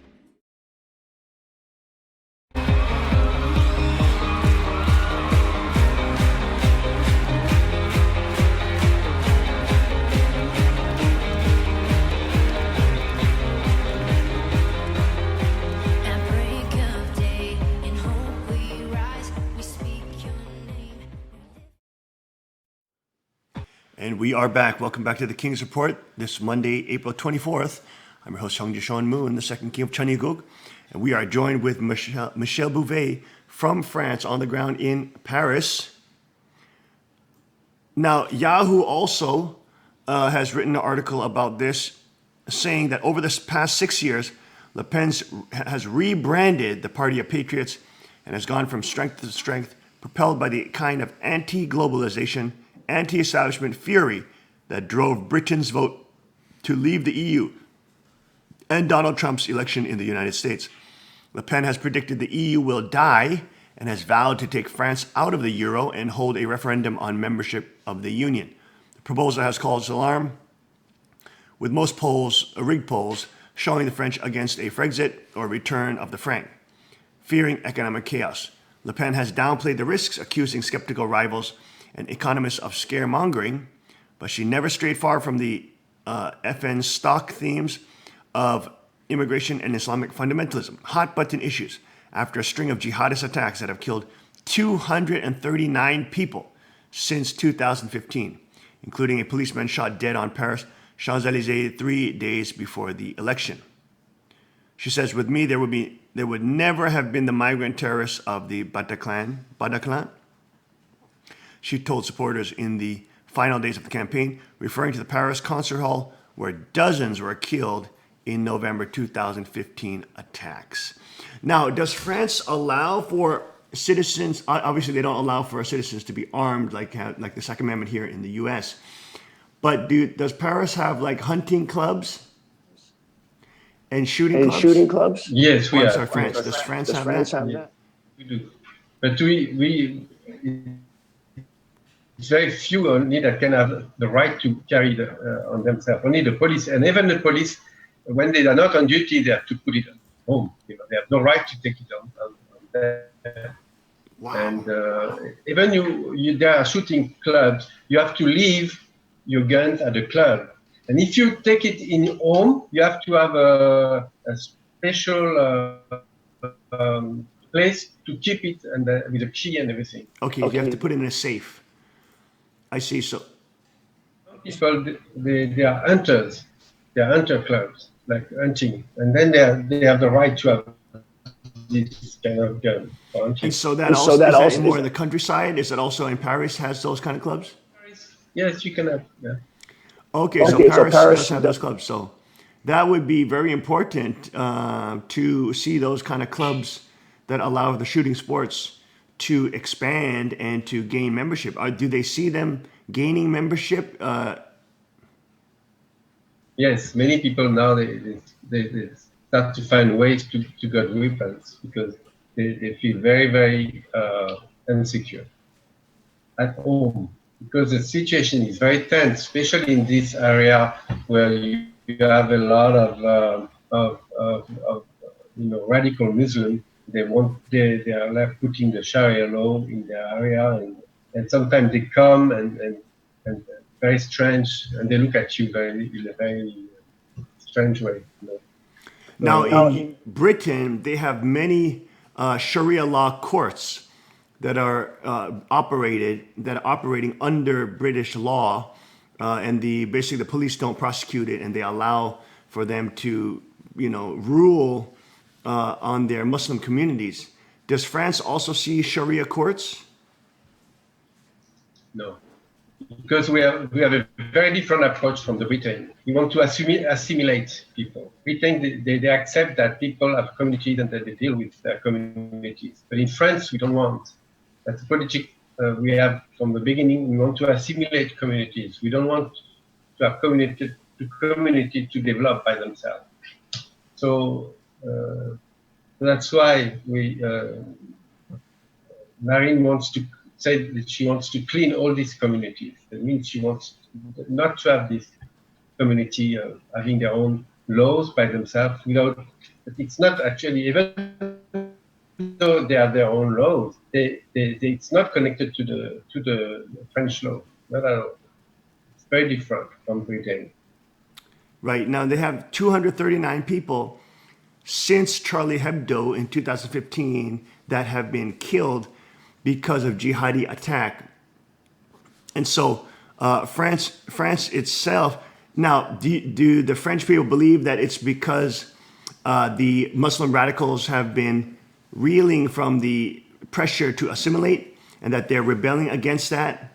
Or do they understand that this is a separate, different culture that is incompatible with Western values? Is incompatible. It's not just 239 dead, but 800 hurt, people who have been hurt. 800 of them. So it's a lot of people. And they connect it more to the ISIS, to Daesh. So they don't make the direct connection. They can see that there is no way to, with Daesh, to mix, it's very clear. But they don't realize completely that in some case, in France, in some areas, they are really for Daesh, and that they don't know that. I have very good friends which are Muslim, and I spoke to them, and he said, you don't realize how in these areas in France, they are for Daesh. When Daesh is making success or killing people, they all clap. Right. French people, they don't know that. I mean, it's only because I have good connection with Muslim, and I know some very good Muslim friends. They told me that, and they're very scared. So therefore, in some way, if they are what we call Republican Muslim, and it means that they adapt our culture. It works, but if they are a little Wahhabist, and there are many mosques that are teaching very badly, and Marine Le Pen is asking that all those people who teach in this mosque language of hatred, they should be kicked out. But the government is not doing that for a long time, because, especially socialists, because they are voters for them. Right. You know, Yes. all these people right, yeah. vote for them. So that's why it's a very strong, it's ambiguity, you know, the way they are. Now let's go to a video about France here on here with Paul Joseph Watson, and he's interviewing a young man from Britain. Let's go to this video real quick. We are live on the third hour of the Alex Jones Show. As I was talking about earlier, we have a huge have the audio election there? coming up in France. The first round of which happens on Sunday.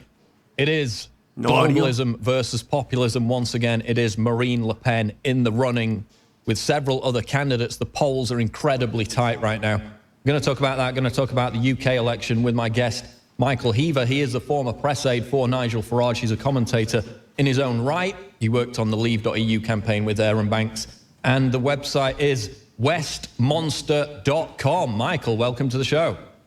Thanks for having me, Paul. Now, let's get into Paris, because, of course, we had the terrorist attack yesterday. You know, they used to call Beirut the Paris of the East. Now they're calling Paris the Beirut of the West. This has happened 21 times. We've had Islamic terror attacks since Charlie Hebdo. 6 in 3 years in Paris alone.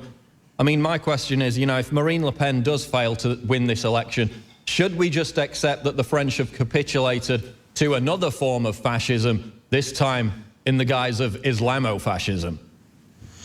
Well, you know, things in France are looking pretty dire. There's no doubt about that. I saw a stat actually on Zero Hedge earlier, the Twitter account, that said since early 2015 there have been 230 Islamist murders in France.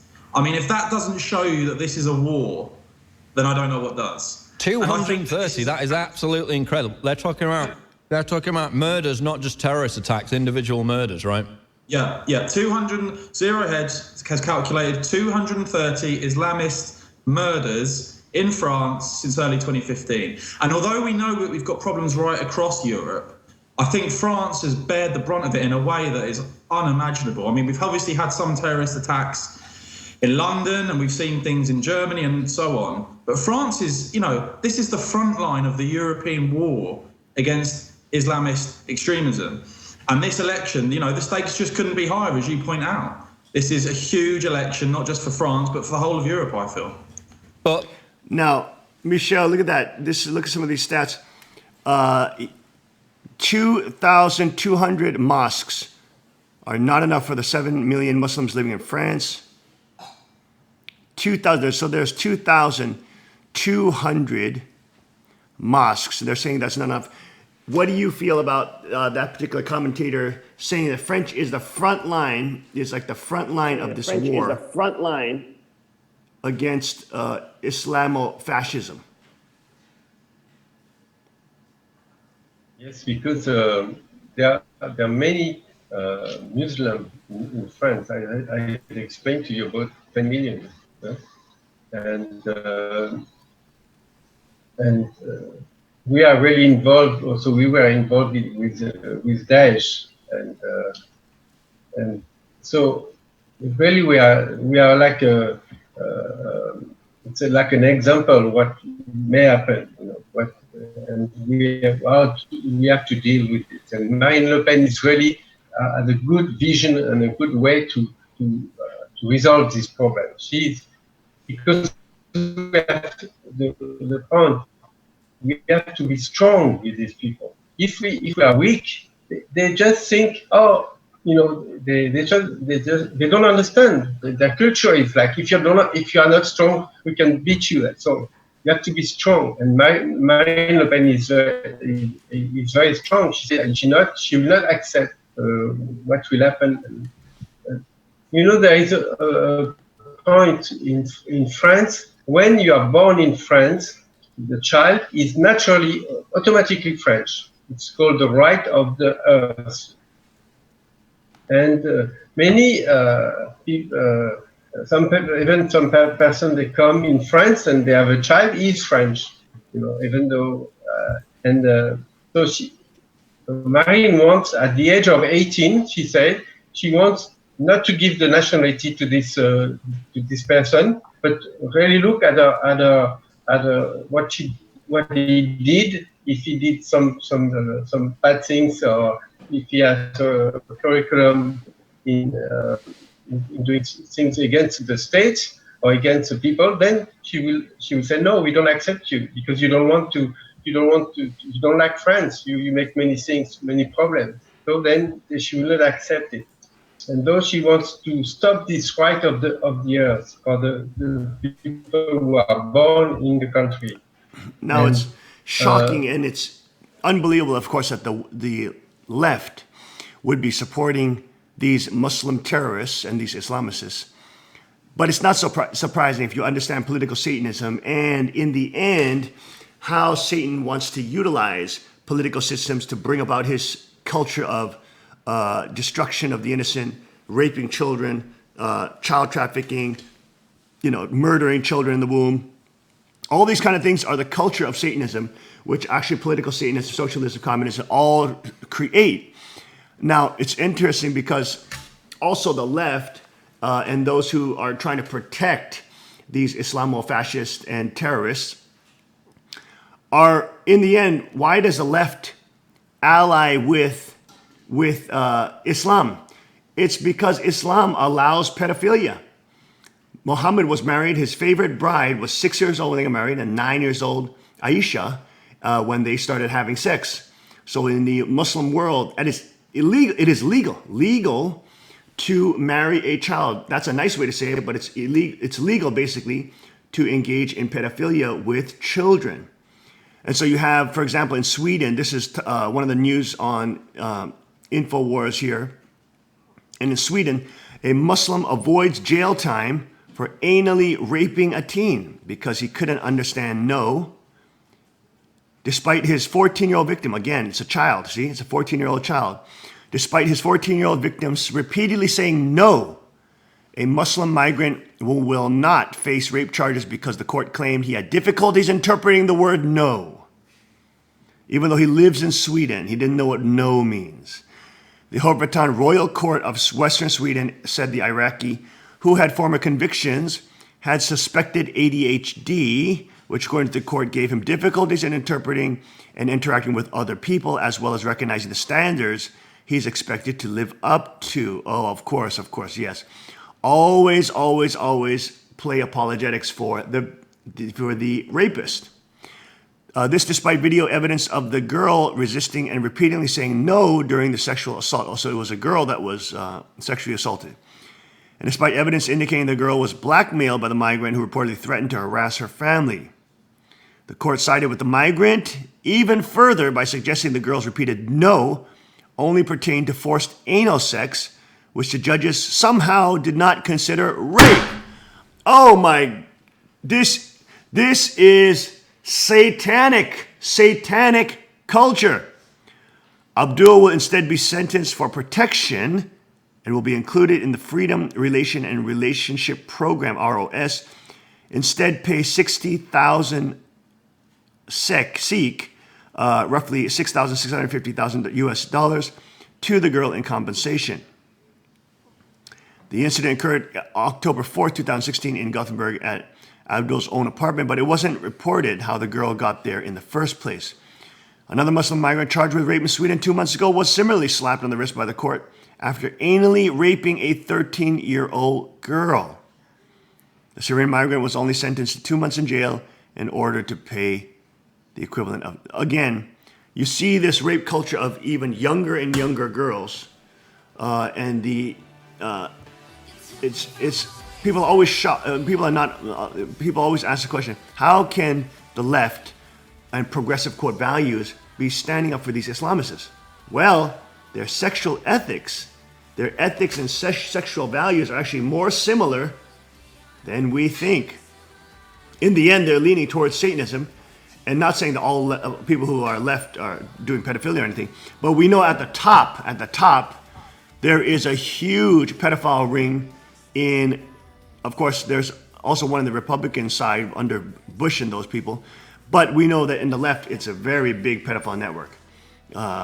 Mark Epstein, Bill Clinton, Lolita Express, all those people in huge pedophile networks, they are protecting these Islamists because in their cultures, different civilization, their prophet, their holy prophet, was having sex with their prepubescent baby, 9-year-old baby.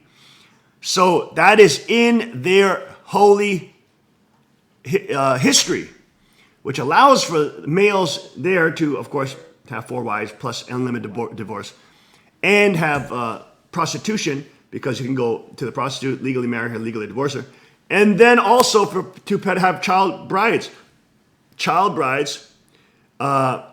which basically means pedophilia.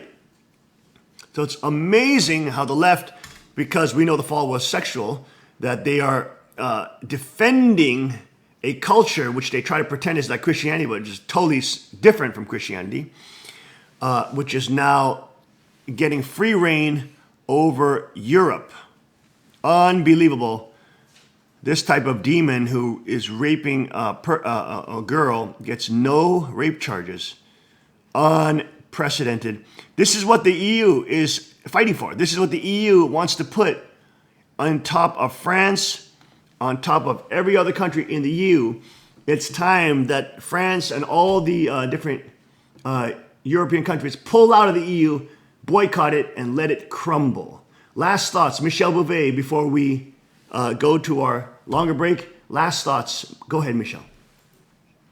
You know, in the Socialist Party, in France, there are many people who are pedophiles. It's very well known. Even at one time, we had a cultural minister, the Minister of Culture, who wrote a book how he loves a young boy, and now he went to Thailand and he explained his experience with his boy, and it was horrible. But even that, the government say, okay, he say it, but it's fine. And we have in the European Union, like Cohn-Bendit, who is also a very well-known politician from the 1968. He says that pedophilia is okay. You know, many of the French socialist government, they are very involved in pedophilia. And that's a very big problem. You're right. It's because of that they accept the Muslim culture, because it's really helped them in their agenda of developing pedophilia. And you know that in the European Union they developed what we call the sexual rights for children. When they teach it in school, that's when they teach it. The UN is pushing that too. They make 7 years old read pornographic book to teach them the sexuality, and even after the 14-year girls and men, they ask them to read books about rapes, and some of them they really react badly because they are touching their innocence, and they feel that the adults don't protect them, and it's very, very bad. So in France, it's terrible, this situation. And that's why the right wants to help and doesn't want the European Union and wants to help Marine Le Pen to go. Some of the right, they want to help Marine Le Pen because they know how it's terrible. They know. And there you go, from France on the ground. Michel, thank you for joining us today. We're going to take a short break, and we'll be right back after this break. Stay with us.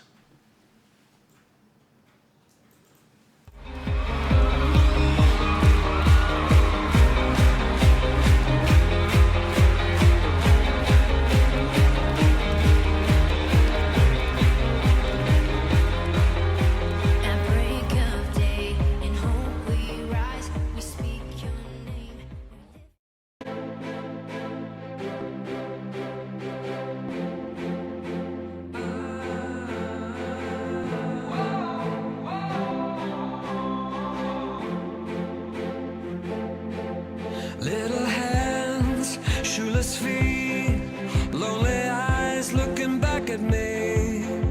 Will we leave behind the innocent to grieve? On their own, on the run, when their lives have only begun. These could be our daughters and our sons. And just like a drum, I can hear their hearts beating. I know my God won't let them be defeated. Every child has a dream to belong and be loved. Boys become kings, girls will be queens, wrapped in your majesty. When we love the least of these, then they will be brave and free. Shout your name in victory. When we love the least of these, when we love the least of these.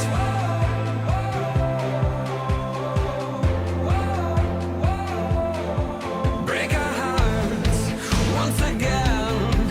Help us to remember when we were only children hoping for a friend. Won't you look around? These are the lives that the world has forgotten, waiting for doors of our hearts and our homes to open. Boys become kings, girls will be queens, wrapped in your majesty. When we love the least of these, then they will be brave and free. Shout your name in victory. When we love the least of these, when we love the least of these. If not us, who will be like Jesus to the least of these? If not us, tell me who will be like Jesus to the least of these. Boys become kings, girls will be queens, wrapped in your majesty. When we love.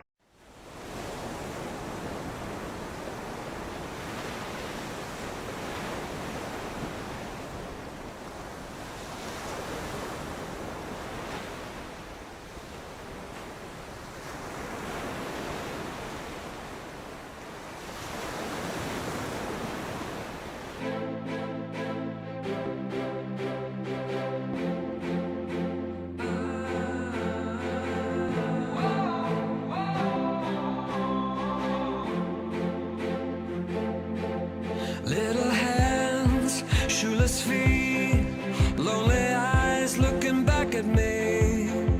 Will we leave behind the innocent to grieve? On their own, on the run, when their lives have only begun. These could be our daughters and our sons. And just like a drum, I can hear their hearts beating. I know my God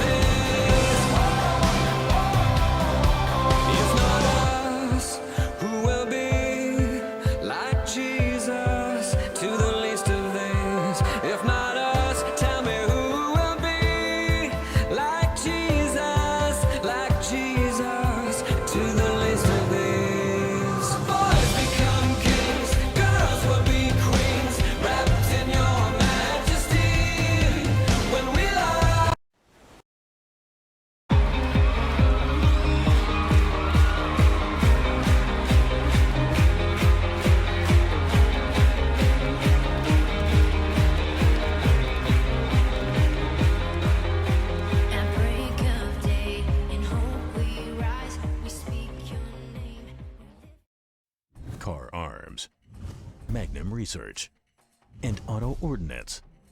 The Carr Firearms Group. With a diverse product line that blends American craftsmanship with cutting-edge technology.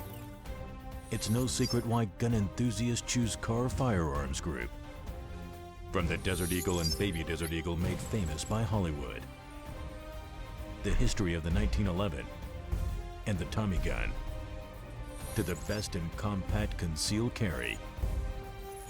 Carr Firearms Group is not only the first name in personal defense, it's a name that has earned the respect of gun enthusiasts around the world.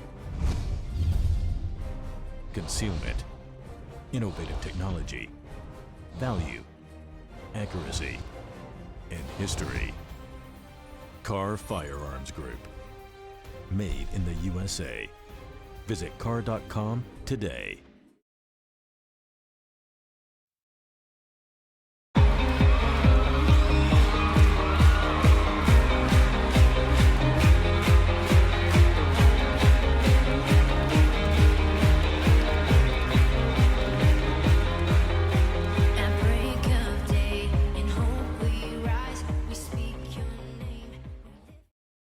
Welcome back to the King's Report this morning, Monday, April 24th, 2017. I'm your host, Cheongjin Sean Moon, the second king of Cheongguk. Let's go to Tim, the agent elder, for a very important report. Tim. I'm looking at a story on Breitbart that's actually quoting a New York Times report Saturday. The headline here is "The Russians Hacked Democrats' Plans to Cheat in the General Election Too." So the New York Times report on Saturday claimed that FBI Director James Comey decided to reveal last year that he was reopening the investigation into Democratic presidential nominee Hillary Clinton because he suspected Attorney General Loretta Lynch was covering up for her, that is for Hillary, and because an email found by Russian hackers seemed to support those suspicions. So remember last year, I think it was in September, was it, that the FBI director said he was reopening Hillary's investigation against Hillary, and then just before the election, then he said, "Oh, we didn't find anything." Turns out that this report is explaining why he reopened that investigation. And the Times investigative report suggests that a U.S. intelligence agency managed to intercept some of what Russian hackers were stealing, and that one document described as both a memo and an email was written by a Democratic Party operative, who expressed confidence that Ms. Lynch would keep the Clinton investigation from going too far. According to the Times, Comey feared that Lynch, who had insisted the Clinton probe be referred to as a matter and not an investigation, and who suggested it in the investigation was not criminal when in fact it was, would declare the case closed, and then Russian hackers would leak the document to undermine the FBI's image of independence. So here, Lynch, Loretta Lynch, who was the Attorney General under Obama, was supposed to keep the investigation from going too far. I guess from going too far would mean, bringing down the Clinton nomination or hurting Clinton's chances to be elected. And Comey was afraid that Lynch would say, okay, the investigation is over, and then the Russian hackers would leak a document, perhaps to WikiLeaks or someplace, and that the FBI's image would be damaged as a result of that. And so he decided to reopen the investigation in order to avoid that. The Times notes that Mr. Comey's defenders regard this as one of the untold stories of the Clinton investigation, one they say helps explain his decision-making. And if a local news reporter in Phoenix had not caught Lynch meeting with former President Bill Clinton, she might have succeeded in sheltering the Clintons even more effectively than she had. Remember, there was a report that Bill Clinton was in an airplane on the tarmac in Phoenix, and Loretta Lynch went up into the airplane and met him. And of course, no one knows exactly what to talk about. Later on, they said, we discussed, I forgot what it was, the weather or something like that. That was right after this story was breaking. Right. And this was so that meeting in Phoenix was broken by a local Phoenix reporter. later on, oh, no, we were talking about our kids or weather or something. But obviously there was, Lynch was trying to cover up for Hillary Clinton. I think that's pretty obvious.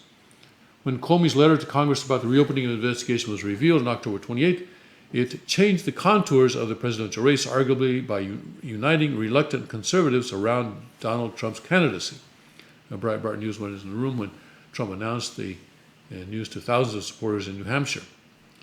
In July 2016, a batch of emails from the Democratic National Committee released by WikiLeaks said by U.S. intelligence agencies have been obtained most likely by Russian hackers revealed collusion between senior party officials and the Clinton campaign to thwart the insurgent candidacy of Socialist Senator Bernie Sanders.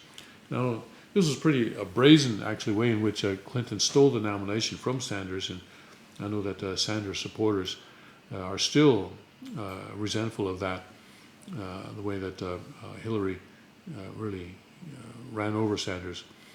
And now, according to Times, another hacked document reportedly stolen by Russians may have revealed collusion between the former Attorney General and the Democrats to ensure Hillary's victory in the general election.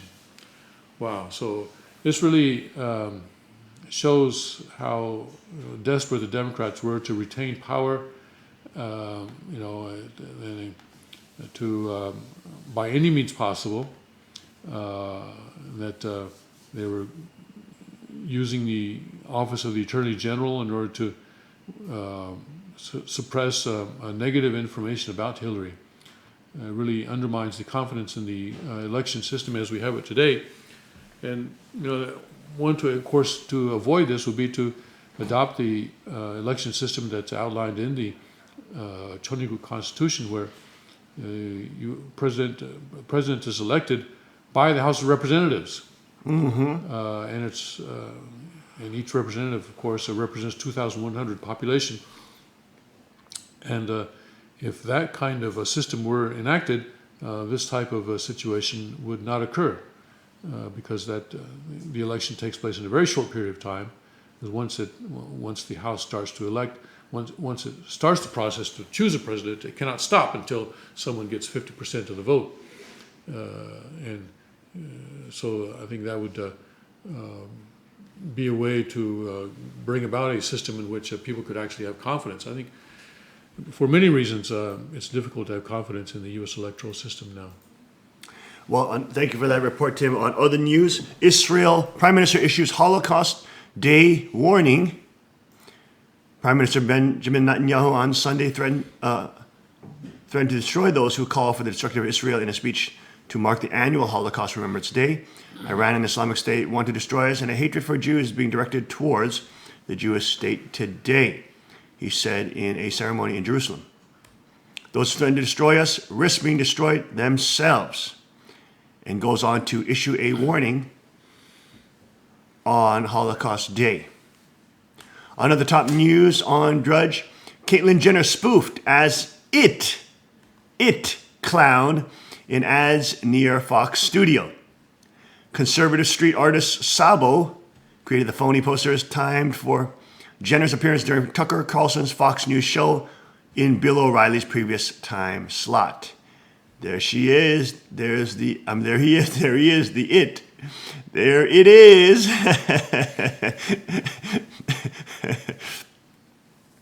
Sabo, a street artist known for chastising Hollywood, created the phony posters knowing he'd probably get verbally attacked for the politically incorrect nature of his most recent work. I converted to the Muslim faith and I joined ISIS, so what's going on with Bruce Jenner goes against my newfound faith, Sabo told The Hollywood Reporter. If any progressives have a problem with this poster, then I'll just have to label them Islamophobic. Well, the guy has a sense of humor. What can I say? That is funny. That's funny. There it is. There is Caitlyn Jenner. There it is. There it is, ready to ravage Tucker Carlson tonight on Fox News. Of course, that was another link from Drudge, linking to the LA Times. Civilian casualties from airstrikes grow in Iraq and Syria, but few are ever investigated, showing the carnage that the U.S. government has created in Iraq. Even though we were promised that there were WMDs and weapons of mass destruction there was not. And even though we promised that the war would be quick and swift and then democracy would take over, which it did not, and now ISIS has taken over all of it, including Baghdad. Total lies and getting us into crazy wars and death and destruction in Iraq, of course now in Syria as well. Recent airstrikes in the U.S.-led coalition in Iraq is believed to have caused more than 270 civilian death, a tragedy that provoked an international outpouring of grief and outrage with the uproar over the March 17th death in the Jiddah neighborhood of Mosul, a mass a grim reality. Hundreds and perhaps thousands of other civilians have died in hundreds of airstrikes in Iraq and Syria during the war against Islamic State. It appears likely that the vast majority of those deaths were never investigated by the U.S. military or its coalition.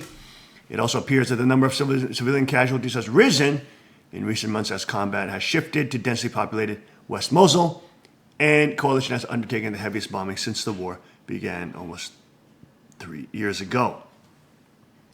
There you go. In another shocking story, genital mutilation victims break their silence. Quote, "This is demonic." The CDC says at least 500,000 females in the U.S. have undergone genital mutilation or are at risk of having it done. It was summer of 1990. Maria Tahir was 7 years old, vacationing in India with her family, when one day her mother took her to a rundown apartment building without explaining why. She remembers climbing some stairs, opening a door, and seeing an older woman in the room. There was laughter, and the place seemed cheerful. But then came the betrayal. The child ended up on the floor. Her dress was lifted up. I remember something sharp down there, and I remember crying. Tahir, now 34, recalls. I remember my mom comforting me afterwards and holding me in her lap. See, it's these women, the moms, who are reeling from Stockholm Syndrome, and they are prisoners in this demonic ideology, which then is, she's the one actually taking the girl to get mutilated. A decade later, Tahir would better understand what happened to her on the summer day in Mumbai. She said she had survived the taboo ritual of female genital mutilation, a decades-old religious tradition that millions of women worldwide continue to be subjected to, including 500,000 in the U.S., where a historic criminal case involving the practice is unfolding in Detroit. 2 doctors have been arrested. 2 doctors, there it is, and wife arraigned in genital mutilation case in Livonia Clinic. In a first-of-its-kind federal prosecution, authorities have charged 3 people for their alleged roles in the genital cuttings of 2 7-year-old Minnesota girls at Livonia Clinic in February. Authorities say the girls came to Michigan with their mothers, thinking it was a special girls' trip, but ended up having their genitals cut off instead. Dr. Jumana Nagarwala, 44, of Northville, who was arrested on April 12th, is accused of cutting the girls and, if convicted, could get life in prison. Dr. Fakhruddin Attar, 53, of Livonia, and his wife, Farida Attar, 50, were arrested Friday. He's accused of letting Nagarwala use his clinic to perform the procedure, while his wife is accused of holding the girls' hands to comfort them during the cuttings. All 3 defendants belong to a small Indian Muslim. Indian Muslim. I'm surprised, Tim. Look at it. Look there. There it is again. There it is. They never mention the fact that this is common in the Muslim world or the radical Muslim world. There it is, the Indian Muslim community known as Dawoodi Bohra, whose members say genital cutting is a deeply entrenched social and cultural norm, with some women viewing it as normal as having a period. Celebration parties are held after the cuttings, and the women and girls are supposed to keep it a secret. One of the key reasons for the procedure, this victims say, is to curb a woman's sexuality. Let's take a short break. We'll be right back after this break, covering more of this shocking and very, very draconian practice. We'll be right back.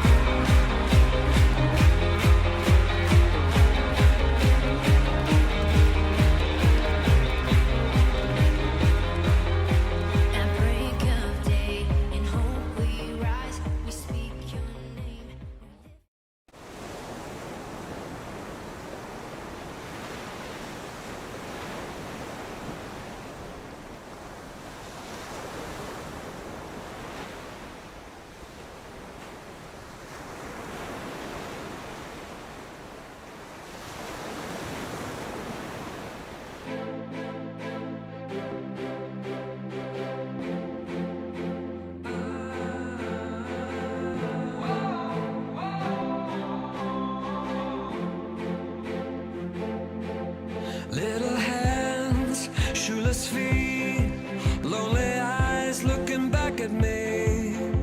Will we leave behind the innocent to grieve? On their own, on the run, when their lives have only begun. These could be our daughters and our sons.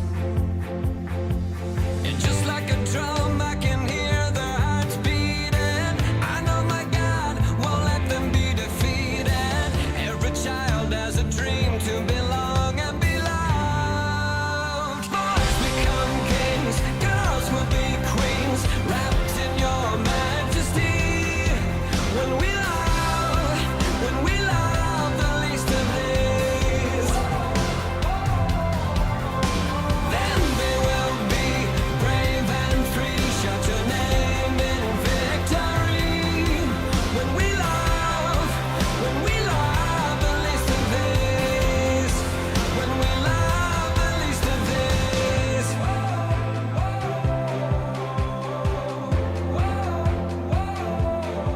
Break our hearts once again. Help us to remember when we were only children hoping for a friend. Won't you look around? These are the lives that the world has forgotten, waiting for doors of our hearts and our homes to open. Boys become kings, girls will be queens, wrapped in your majesty. When we love the least of these, then they will be brave and free. Shout your name in victory.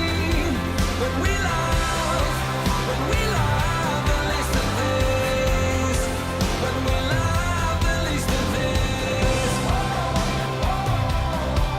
If not us, who will be like Jesus to the least of these? If not us, tell me who will be.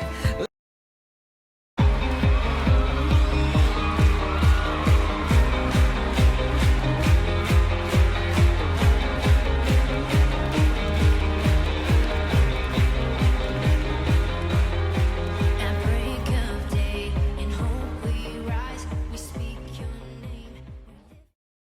And we are back. Welcome back to the King's Report. Back to this shocking article about female genital mutilation. Teher, who lives in Cambridge, Massachusetts, grew up in Bohra community, that is an Indian Muslim community, which commonly practices female genital mutilation, or FGM. Grew up in the Bohra community in the U.S. and is closely following the Michigan case, along with several other cutting victims who spoke to the Free Press last week about their painful past and the stigma of growing up feeling different, betrayed, ashamed. Like the victims in the Michigan case, they were told to tell no one about the cutting, that it was a special secret.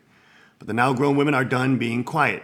After years of suffering and silence, fearful of getting shunned by the families and communities if they denounce genital mutilation, they are speaking out and demanding change. They want the cutters punished, along with religious leaders and parents who continue to support a practice that is illegal in the U.S. and has been condemned by the World Health Organization. There she is, that is 34-year-old Maria Teher in Cambridge, Massachusetts. The Michigan case, they say, has emboldened them, particularly because the doctor's defense revolves around an all too familiar argument made in the Bohra community that the mild ritual nick or shaving isn't actual cutting. The victims disagree. They say, and they have the mental and physical scars to prove it, that it is not the case. It's taken me a long time to be as comfortable as I am, said Teher, who hopes that her Sahio campaign to end female genital mutilation will gain momentum with the Michigan case. We can't have this happening. Whether it's a tradition for religious reasons or for sex, I see all of it as controlling someone. This is a form of gender violence. It's a form of child abuse. It's oppression. Activists and World Health leaders stress the genital cutting affects girls of all socioeconomic backgrounds and occurs in all parts of the world, not just in remote villages in Africa or Asia, but here in the U.S. too.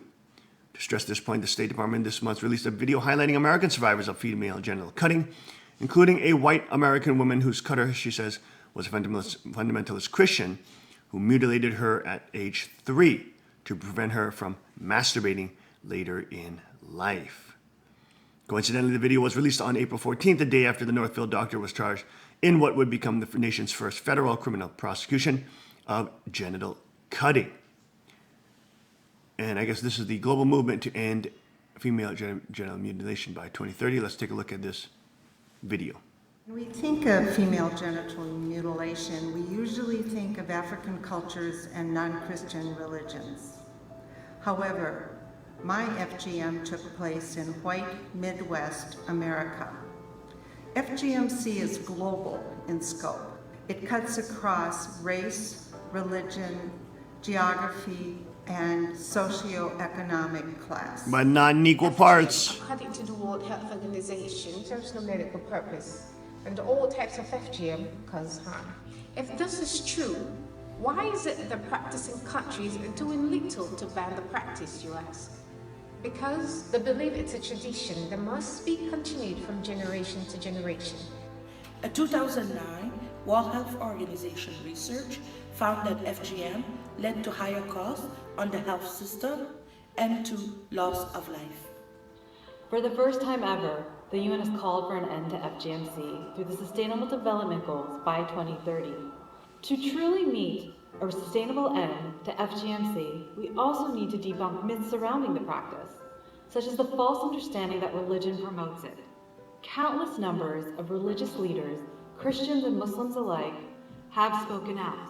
We need to amplify those voices. The best way to promote change within communities is to break the culture of silence on issues. I believe that individuals have a right to live in dignity and security. This includes women's right to their bodies and their right to make decisions about their bodies. We must acknowledge that it is a global problem, and we must invest in resources to support all affected women and girls. My name is Mariam, and I'm a writer, I'm a social worker, and I'm a survivor of FGMC. My name is F.A. Cole. I'm a mom and an award-winning humanitarian. My name is Aisata Kamara. I am a proud African. I'm also an activist, and I am a survivor of FGM. I am Dr. Renee Bergstrom. I'm an educator, an artist, and a survivor of FGMC. And I believe we can end FGMC in my lifetime. There we go. At 43, Alifa Sulamanji can still vividly recall a dark, shadowy figure coming over her more than 3 decades ago. It was a faceless old woman with a razor in her hand. She was 7, and her mother, an aunt, and a cousin had to take her to an old building in the shady part of Bombay to, as they told her, take a worm out of my body. She remembers climbing some stairs and entering a dark, dingy room. Then the shadowy figure appeared. They just made me lay down. They started cutting me with a blade. They told me, recalls Sulamanji, who remembers bleeding heavily and crying. They told me, stop, don't cry, don't tell anybody, this is a secret among women. The woman then put black powder on her genitals, which stopped the bleeding. In my mind, I still feel pain. It was very awful. Sulamanji said in an interview Thursday with the Free Press, I kept telling my mom, even now, what on earth made you do this? It's our custom, she recalls her mother telling her. Sulamanji, who has a bachelor's degree in economics and sociology, grew up in India and moved to the U.S. at age 29. She got married. She is a member of the Dawoodi Bohra community in Long Island, New York, and has 2 daughters, ages 13 and 9. There's no way, she said, that she would ever subject her daughters to the horror that she experienced at 7, despite community and family pressures to do so. I know how it feels, she said. It's a very cruel thing to do to a little girl. Growing up in India, she was told that the practice was meant to curb a woman's sexual desire so that a woman wouldn't have an affair or premarital sex. The Bohras do this, she said, by cutting the hood or tip off the clitoris, which was done to her. Today, she said, the Bohras are changing their story about why they practice genital cutting, claim the ritual is for cleanliness and religious reason. You know, there was a who is that Christian priest, that Christian saint who castrated himself? Who was that? Was that? Was it Augustine? No, I don't think it was Augustine. Anyways, one of the Christian saints in the Catholic Church castrated himself, only to say it did not curb his sexual appetite at all. What God gives us the desire for sexuality because that is important for lineage, and it is important for the next generation, and it's important for joy and playfulness in marriage. Now, studies have shown that women get more, horny when they're 35 and up, because that's when their eggs are dying, and men are more horny when they're in their 20s, because that's when their hormones are raging. Okay, so they get more sexually. They have a stronger sexual appetite. Men when they're younger, girls when they're older, right before pre-menopause cycle. The body is just telling them, hey, get horny, girl, hurry up, do it, get some babies, let's go, let's get some sperm. let's make some babies here, hurry up, you don't got so many chances left. So, but according to the people who actually have castrated themselves, there is no reduction in sexual appetite, even though you cut off your entire penis and testicles, whatever. There's no diminution. And of course, God had created man and woman to have a sexual desire, which is healthy in the confines of in the atmosphere of marriage, in the institution of marriage, because that is where it can be released, and that is where it can be exemplified, demonstrated, and practiced. This mutilation is absolutely terrible. Mutilating these girls at a very young age, destroying their future lives and their, sexual lives. I was a little bit disturbed to hear the video saying that this cuts across all religions and so forth, so forth. Yeah, that's ridiculous. That's trying to relativize it, but it's overwhelmingly a Muslim practice. Yes, right, exactly. Yes, we have the occasional Christian, one in a couple million, but the majority, overwhelmingly, are from very fundamentalist Muslim cultures. Here you go. When I grew older, it kept bothering me. I asked my friends, did your mom do this to you? But they never heard of things like that. She said nothing, noting she learned that other Muslim sects in India didn't subject their girls to cutting, which angered her even more. It was like my mom and dad cheated on me. 2 years ago, after learning about an Indian journalist who went public after her own story of genital cutting, Sulaimanji decided to break her silence. In a bold move that stunned her Muslim community, she took to Facebook along with her husband and denounced female genital mutilation. She was unfriended by many. It was burning inside, had to come out. She said one of her secrets, of her secret, I want to punish the parents. I want to get all the cutters. She was unfriended by many. That all sanctuary people are familiar with, being unfriended. Sulaimanji has forgiven her mother, saying she is uneducated and didn't know any better. Perhaps the most rewarding part of her activism, she said, is I convinced my mom that this was wrong, and she agreed. Sulaimanji said Bohra community restricts personal freedoms and is more about uniformity with rules and about attire and proper beard lengths. Well, that comes directly from the Quran and directly from the Hadith. We have a head priest who tries to control everything, she said. This is like a cult. It just feels like we have a tyrant over us, a whole control thing going on. But there's still a lot of work to be done, etc. If this can happen in the USA, it needs to stop, stressing that cutting leaves permanent scars. I remember everything. She said it's a bad, bad memory. For nearly 7 decades, A. Renee Bergstrom kept a dark childhood secret. In 1947, in a small Minnesota town, her mother took her to see a doctor when she was 3 years old. Her mother, she later learned, had expressed concerns to the fundamentalist Christian physician that her daughter was touching her genital area, causing her face to get red. When she told the doctor, he said, "Oh, I can fix that." He removed my clitoris. And she knew immediately it was a mistake and told me to never talk about it, said Bergstrom, now 72 years old. For decades, Bergstrom did as her mother said. She told no one, not her sisters or her friends. Now, of course, this man is not following his Christian faith when he does this. I mean, Paul was very clear about you don't even need to get the nip if you're a male. How come not castration, the circumcision? He said, you have to be circumcised in your heart. It's not a physical thing. God wants us to be, as Christians, to be circumcised in our heart so that we are faithful and loyal to Him and that we keep His covenant to Him. So as a Christian, cutting off a girl's clitoris is nowhere near Christian doctrine, Christian practice, Christian life, faith. This was some weirdo doctor who was doing this as a means to help, quote, help this girl from touching herself. It used to be called female circumcision, I think, but they've changed it. It's a good thing because it's mutilation. It's mutilation. Yeah. For decades, Bergstrom did as her mother said. She told no one, not her sister, her friends, age 15. She went on her own to see a doctor about discomfort she was having in the genital area. When the doctor at the clinic discovered she had been cut, she recalled he gave her a book on the sin of self-pleasuring. She continued to keep quiet. Bergstrom eventually got married and had 3 children. She had a very difficult time in childbirth and has never really known if her sexuality was affected. She said, noting, "How do you know?" As an adult, she started researching and writing a book about what happened to her. She earned a doctorate degree in education, eventually joined other victims like herself in a movement to help end female genital mutilation worldwide. In December, she officially went public with her story and is featured in the U.S. State Department video about American genital mutilation.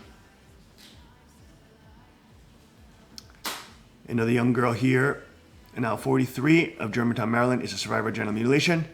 Her clitoris was amputated when she was 11 years old in her native country of Sierra Leone in West Africa. It's generally done on girls 15 or younger. Wow. Using scissors in 2006, Khalid Adem, 41, became the first person in the U.S. to be convicted of female genital cutting.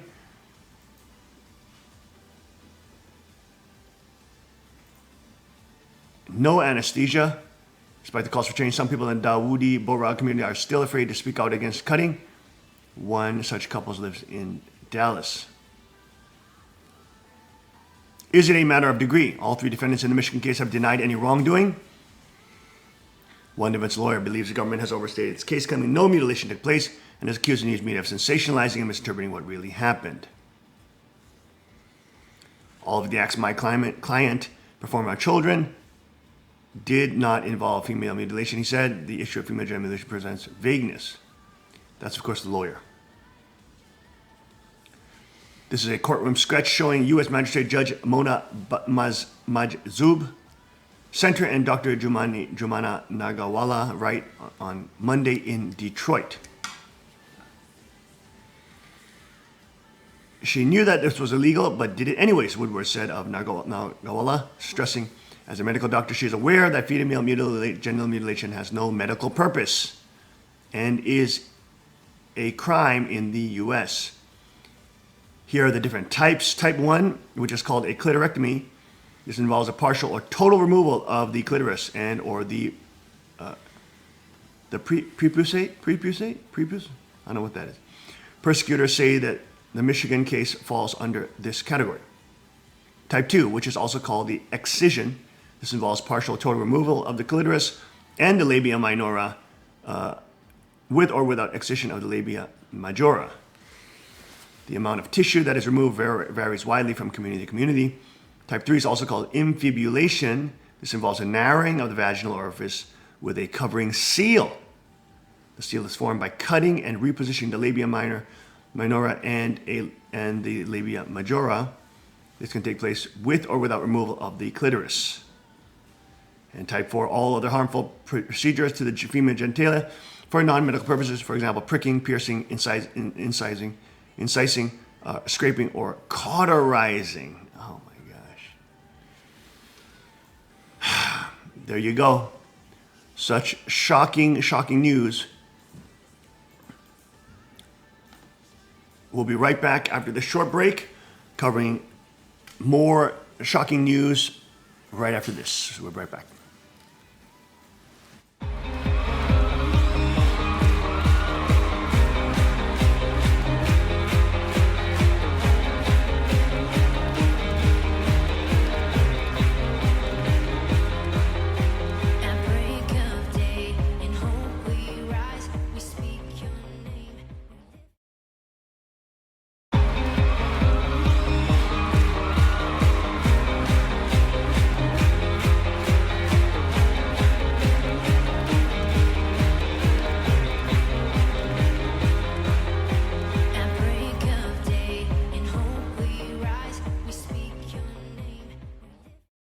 Car Arms, Magnum Research, and Auto Ordnance.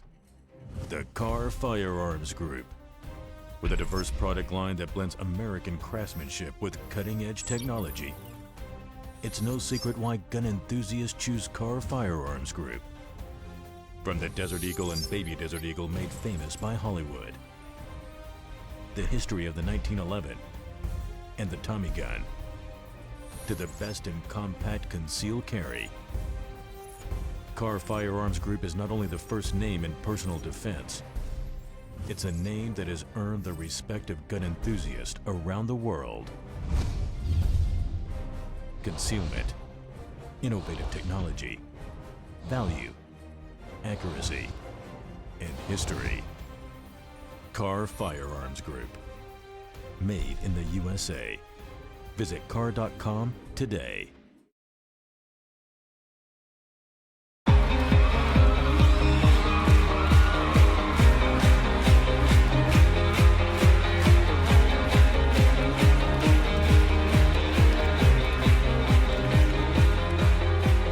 break of day, in hope we rise, we speak your name.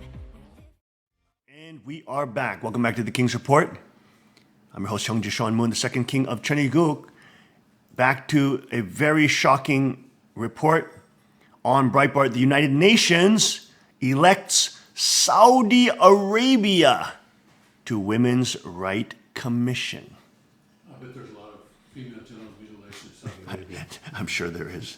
There's a lot of stoning of women as well who get raped in Saudi Arabia as well. The United Nations Economic and Social Council voted late last week to place Saudi Arabia on the Commission on the Status of Women for a 4-year term beginning 2018, despite the country's appalling record on the treatment of women. There you go. There you go. On the UN again, putting China on as their major Security Council. And now the UN putting Saudi Arabia Where women cannot drive. for defending the status of women. What a joke! Hillel Neuer, director of the, and this is of course the organization that Obama worshipped, that Hillary said she would worship. This is what you would have gotten, girls, if you voted for the witch Hillary Clinton. Hillel Neuer, director of the Geneva-based UN Watch, expressed his outrage in a statement Friday. Quote, electing Saudi Arabia to protect women's rights is like making an arsonist into the town fire chief, says Hillel Neuer, executive director of UN Watch. It's absurd. Every Saudi woman, said Neuer, must have a male guardian who makes all critical decisions on her behalf. Controlling a woman's life from her birth until death. Saudi Arabia also bans women from driving cars. There you go. End quote. According to UN Watch, the United States forced a formal vote against China's wishes instead of allowing the normal practice of allowing regional groupings to select the nations on the commissions by themselves in secret. Of course, because they're a group of unelected officials who change the rules all the time in benefit to them. However, the vote was still held behind closed doors, meaning it is not yet clear precisely which countries voted to honor one of the world's most foremost abusers of women's rights. Neuer calculates based on the voting map that at least 5 European Union member states would have had to vote for Saudi Arabia for it to win a seat on the commission. There you go. There you go. There is the EU and the Euro board and how much they love women. Put the abuser, the dominator, the slaveholder of women as the women's rights director. Oh, you can't make this up. You can't make this up. The U.S. State Department's most recent human rights report on Saudi Arabia, largely prepared by the outgoing Obama administration, notes that despite being allowed to participate in municipal elections in 2015, the state of women's rights in the kingdom remains generally abysmal. Women continue to face significant discrimination under law and custom, and many remain uninformed about their rights. The law does not provide for the same legal status and rights for women as for men, and since there is no codified personal status, isn't it interesting that it's Protestant Christian founded nations. Christian, where they follow the book. They always say, oh, I don't need a book to follow. Whatever you follow, you're following a book, okay? If you're a socialist, you're following Marx. If you're secular, postmodernist, or if you're evolutionist, you are following Darwin. You are following a book. You can't get around that. Ideas are written in books. Do you understand? They're written in books. And so whatever book the civilization chooses, that's what you become. That's the civilization that starts getting created. No, isn't it interesting that it is nations that have been founded by a strong Christian culture that are the most prosperous, the most free, the most tolerant to even other cultures, and the most women's rights. Isn't it interesting? All Western nations who have the Christian backbone and Christian ethics, Christian norms, Christian social norms that allow for the most prosperity and, in the end, most women's rights. Isn't it interesting how the most oppressive societies and civilizations against women are, oopsie-dee, surprise, surprise, Muslim. And Saudi Arabia being really the center of the radical Wahhabism that is now becoming the mainstream in at least the Middle East Muslim world.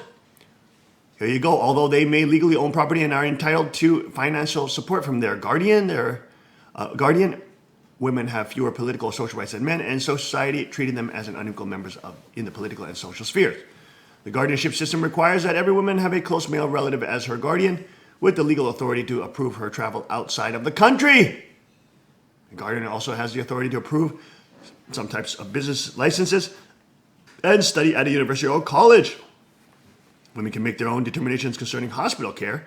Women can work without their guardian's permission, but most employers require women to have such permission. A husband who verbally, rather than through a court process, divorces his wife or refuses to sign final divorce papers, continues to be her legal guardian. Wow, did you hear that? If you verbally divorce your wife, you're still her legal guardian. Oh, that is so hilarious. In 2015, Saudi Arabia reduced a Sri Lankan woman's sentence for adultery from execution by stoning to 3 years in prison. That just kind of popped in there.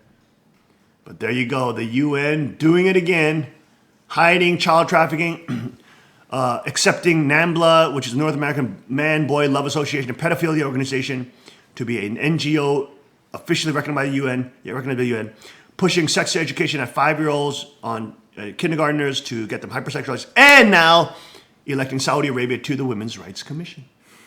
It shows you how legitimate they are. They are a pathetic group of pervert, thugs, demons, commies, and tyrants. That's all they are. How come you're giving more credit to tyrants' point of view than to democratic nations? They're not the same. Tyrannical nations should not be included as the same type of nation as other nations. This is so ridiculous. The UN is a total farce, and the majority of nations being tyrannical now are, of course, this is what you get with democratic, quote, democratic bodies. If you have the majority of tyrants, they win. They win.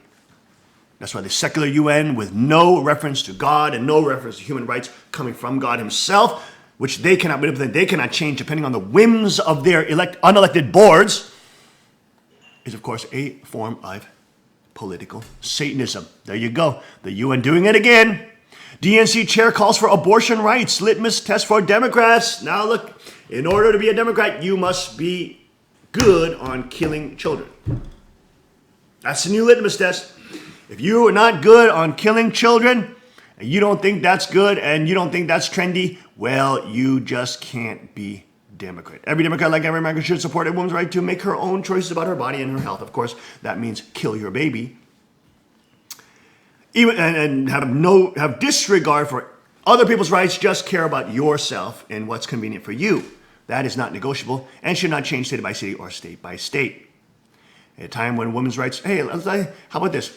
Why don't we ask all those people who want to kill babies, say, hey, what about if your parents were having birth to you? How about they choose to murder you? How about they choose to abort you? How you feel about that now, huh? At a time when women's rights are under assault from the White House, the Republican Congress, and in the states across the country, he added, we must speak up for the principles loudly as ever and with one voice. Although the Democratic Party's radically, see, it's so funny how these lunatics always want the rights for themselves, but they won't extend them to their children. Oh, yes, should my parents have the right to kill me and abort me? No, they shouldn't. But should I have the right to kill a child? Yes, I should. See, it's ridiculous. These people are totally ridiculous. Although the Democratic Party's radically pro-abortion platform was galvanized in 1992, when the party refused to allow the late Governor Robert Casey of Pennsylvania to give a speech against abortion at its national convention, it has continued to harden into a fundamental pillar of the party. There you go. The DNC now defining itself on killing children. Elon Musk claims transhuman Neuralink, next stage of human development. Here he is. Elon Musk is the one, of course, who says it's more probable than, more probable than evolution. Scientists are now showing that it's more probable, of course, that we are in a computer simulated universe. And here's the guy who's fanatic about using brain implants, using AI in people's brains, and there's another technocrat who wants to use technology to get into your brain, literally into your brain. These people are crazy. From the AP, Duterte, who is the president of the Philippines, says he can be more brutal, 15 times more brutal than terrorists. Look at his shocking statement. Duterte ordered troops to kill fleeing Muslim militants behind a foiled attack, calling the extremists animals. He said he can go down what you can 50 times over. Just give me vinegar and salt. I'll eat his liver. There you go, from the president of the Philippines. And you thought Donald Trump was shocking. You thought Donald Trump was shocking. Well, the president of the Philippines wants a little salt and vinegar for his liver stew of ISIS members. There you go. Former President Barack Obama meets with at-risk youth ahead of Chicago speech. That means making young people resentful and turning them socialist and commie, saying, you see all this wealth that everybody else has? Well, it's because it's really your wealth, but they've stolen it from you. They've stolen it from you. So you have to vote Democrat because the Democrats are going to help you take it back. They didn't build their business. They didn't build those entrepreneurship. They didn't start their companies. They didn't invest their capital into that. They didn't do any of that. That's yours, and you must vote for us because we'll help you steal it back. There it is. That's what community organizing means for the progressive liberal lunatics, ready to divide and conquer every single community and keeping minorities poor. With Bill O'Reilly out, Fox rivals see a chance to move in. There you go. Is it time to break up Google? A New York Times article linked by Drudge. Senator Paul and Scott Bullock. Civil forfeiture has ruined countless lives. It's long overdue for reform. Government agents should not profit from seizing property, especially if that property was taken from the innocent. Justice Clarence Thomas made headlines last month when he criticized civil forfeiture, a notorious police practice that allows law enforcement to confiscate property, even from people who have never been charged with a crime. Wow. This system, he wrote, has led to egregious and well-chronicled abuses. There you go. There you go. Unprecedented. This is the U.S. This is what the U.S. has degraded into, where the law enforcement can literally confiscate property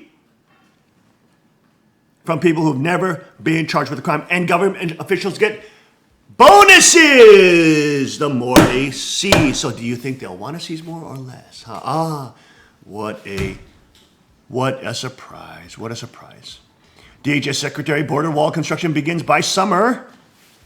FBI arrests Muslims during female genital mutilation clinic bust. How not to hate your husband after kids. This is a great article. Korea expert, the Kim regime needs a big scary enemy. Perry on North Korea regime is ruthless, reckless, and not crazy. American Airlines investigating behavior of an employee that was said to almost have hit a mother and baby with a stroller. And then challenged another passenger for a fight. Yeah, the video was quite ridiculous. But this interesting article on how not to hate your husband after kids. Look at this. We'll cover this real quick, and then we'll have to call it a day for today. But before we became parents, my husband Tom and I rarely fought. That changed when we had a baby. We added a little one to the mix. We started battling all the time. Most of our arguments revolved around the fact that while we both work full time, I was doing virtually all the childcare and chores around the house. In the meantime, Tom's life didn't change that much. In fact, he took up long-distance cycling soon after our daughter was born. I felt ashamed that we were fighting so much, which probably wasn't helped by my social media feed, where every parent with a newborn looked beaming and in love. My husband is not a jerk. He's a nice guy who had assured me before our baby came that he would help out. It just didn't work out that way. We are not alone. Research from couples therapist John Gottman found that 67% of couples see their marital satisfaction plummet when they have a baby. But look how she turned this around. This seems like it's leaning towards, anti-baby, anti-marriage, of course, which the political saying is love, because Muslims on average have 8 children on average. But look what she writes. I write about health for the Oprah magazine and other publications, so I knew plenty of experts, from behavioral psychologists to couple counselors to neuroscientists. When I consulted them, I learned pretty quick that I was half of the problem. There you go, girls. There you go. There's an honest woman. There's an honest woman. You see, the girls are put in this culture where you're always irresponsible. You're never held accountable. It's always the man's fault. At least this woman is saying she realized that she was at least half of the problem. Here you go. For instance, there was widespread behavior called maternal gatekeeping. That's where mothers limit or control fatherly participation. See, so many women do this. I realized I was doing it all the time. If Tom bathed the baby, I'd hover over him, pointing out that he was holding her the wrong way. If he struggled with putting her onesie on, I'd roll my eyes. My favorite phrase was, just give her to me. And then I'd reach over and grab her and finish the job myself. There you go. There you go. See? Then you complain about husbands not helping. You're the problem. You see that? See that, girls? Look at that. It's called maternal gatekeeping. Limiting fatherly participation. And it's not like they do this consciously, but if they're unaware that they're doing this, you will think your husband is creating all the problems when you are the ones creating the problems, distancing your husband from taking care of the baby. Here you go. When a mother does this, it puts off a hesitant or insecure father. And who isn't hesitant at first? Moms are super hesitant at first, super insecure. When you have your first baby, you'll see. So many husbands stopped trying. So my husband stopped trying. And then I would blame him for not helping out. This was a situation I created, yet one I promptly corrected by encouraging him to join it. There you go. Once she started encouraging, it changed. There are a few differences between men and women that do seem to affect the way we parent. One of the most interesting things I discovered was this. One of our most frequent fights was over the fact that Tom never got up when the baby cried. Whereas if I heard the smallest whimper from our baby, I rocketed out of bed. I used to accuse him of faking it. But then I found a UK study in which researchers measured the brainwaves of sleeping mothers and fathers. They found that while a crying baby was number one nighttime sound, most likely to wake a woman up, it didn't even figure into the male top 10. Lagging behind car alarms and a strong wind. Now don't blow this off. Look why that is. They theorize that this behavior may have an evolutionary basis. Women were more attuned to potential threats to their offspring, while men were more responsive to disturbances that pose larger threats to the whole clan. Knowing all of this might have cooled my resentment. No, that's not, no.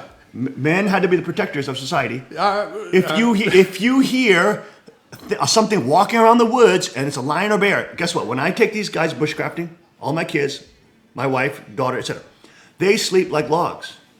I'm the guy that's got to wake up in the middle of the night when I hear a little snap of a twig and a little animal running around. They don't even wake up. I'm the one, number one, I'm the one who's armed, okay? So I got to get my booty out of my hammock or out of my comfortable little, bed of leaves, I have to get up to get out there because there may be a dang bear sitting on our cabin because one of the kids left a granola bar open. Do you understand what I'm saying? And that is why, yes, that is why men, of course, are known as the protectors, evolutionary, the protectors of the tribe. And so we, much more than hearing a baby cry, which is not a big deal. Babies are not going to die when they cry, is hearing a twig, hearing something rustling in the bushes, because there may be a lion or like a mountain lion ready to pounce on your people. But this thing about babies not scoring in the top 10, I find that very hard to believe. I think all the men in that study were faking it. Well, there you go. That's a study.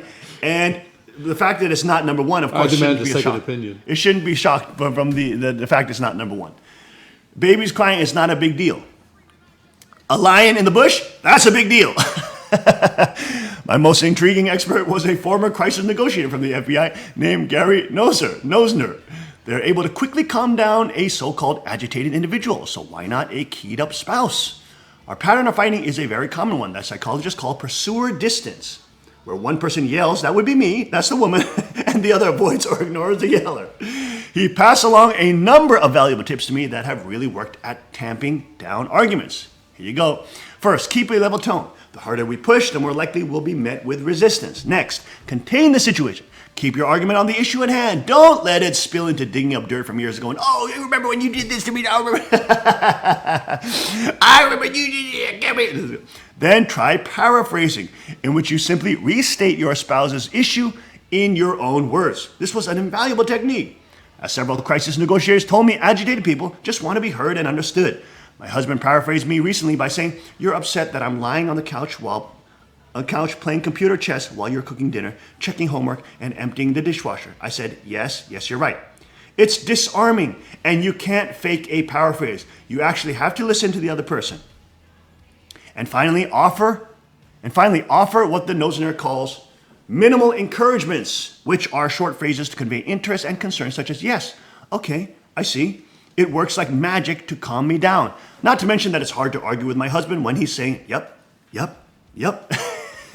York Times bestselling author Jancy Dunn was a staff writer at Rolling Stone for over a decade and VJ at MTV for 5 years. She lives in Brooklyn with her husband, etc. There you go. Now she works for very, very political Satanist organizations, but look, at least she's an honest woman. She's an honest woman seeking research, and she doesn't want to break her marriage. She doesn't throw away her husband at the first sign of difficulty. There you go, folks. What a crazy day and crazy day. Look at this. Drudge Report has just changed. Top news, big week for Trump. Let's cover that right before we go. Trump heads into a tough week with budget, healthcare battles. Looming ahead, President Trump is heading into one of the most challenging weeks of his presidency, juggling a renewed healthcare push and looming budget deadline. It's all complicated by the potential showdown with Democrats over paying for a border wall. The symbolic 100-day mark for his administration is Saturday, and he'll be in Pennsylvania on Saturday. Harrisburg. Many of us may go to that. Despite Trump's dismissal that the 100-day mark is artificial, the White House is planning a packed week of activities leading up to Saturday. Trump will sign executive orders on energy, rural policy, meeting with the president of Argentina, and travel to Atlanta for the National Rifle Association event. Kuk Chin Hung will also be at that event as well. Top aides will also fan out around the country to promote the administration. Kuk Chin may actually see Trump speak at that event. Aides stressed on Sunday talk shows that funding a wall along the U.S.-Mexican border and a vote on the effort to repeal and replace Obamacare were priorities. They also suggested a shutdown could be avoided. There you go, folks. Very important week. Thank you for joining us today on this Monday edition of the King's Report, April 24, 2017. We pray that God's kingdom will come as the world is now fighting out of the death throes of political Satanism, trying to get to God's kingdom and sovereignty. It is still a battle. We need your prayers. We need your activist energy. And we need all those to be filled with the Holy Spirit and with the fire of the Holy Ghost to go out and save souls during this tribulation time and end of days time. We thank you once again for joining us. We'll see you next time, 5 a.m. sharp tomorrow on the King's Report. God bless, Godspeed, and may his kingdom come. See you tomorrow.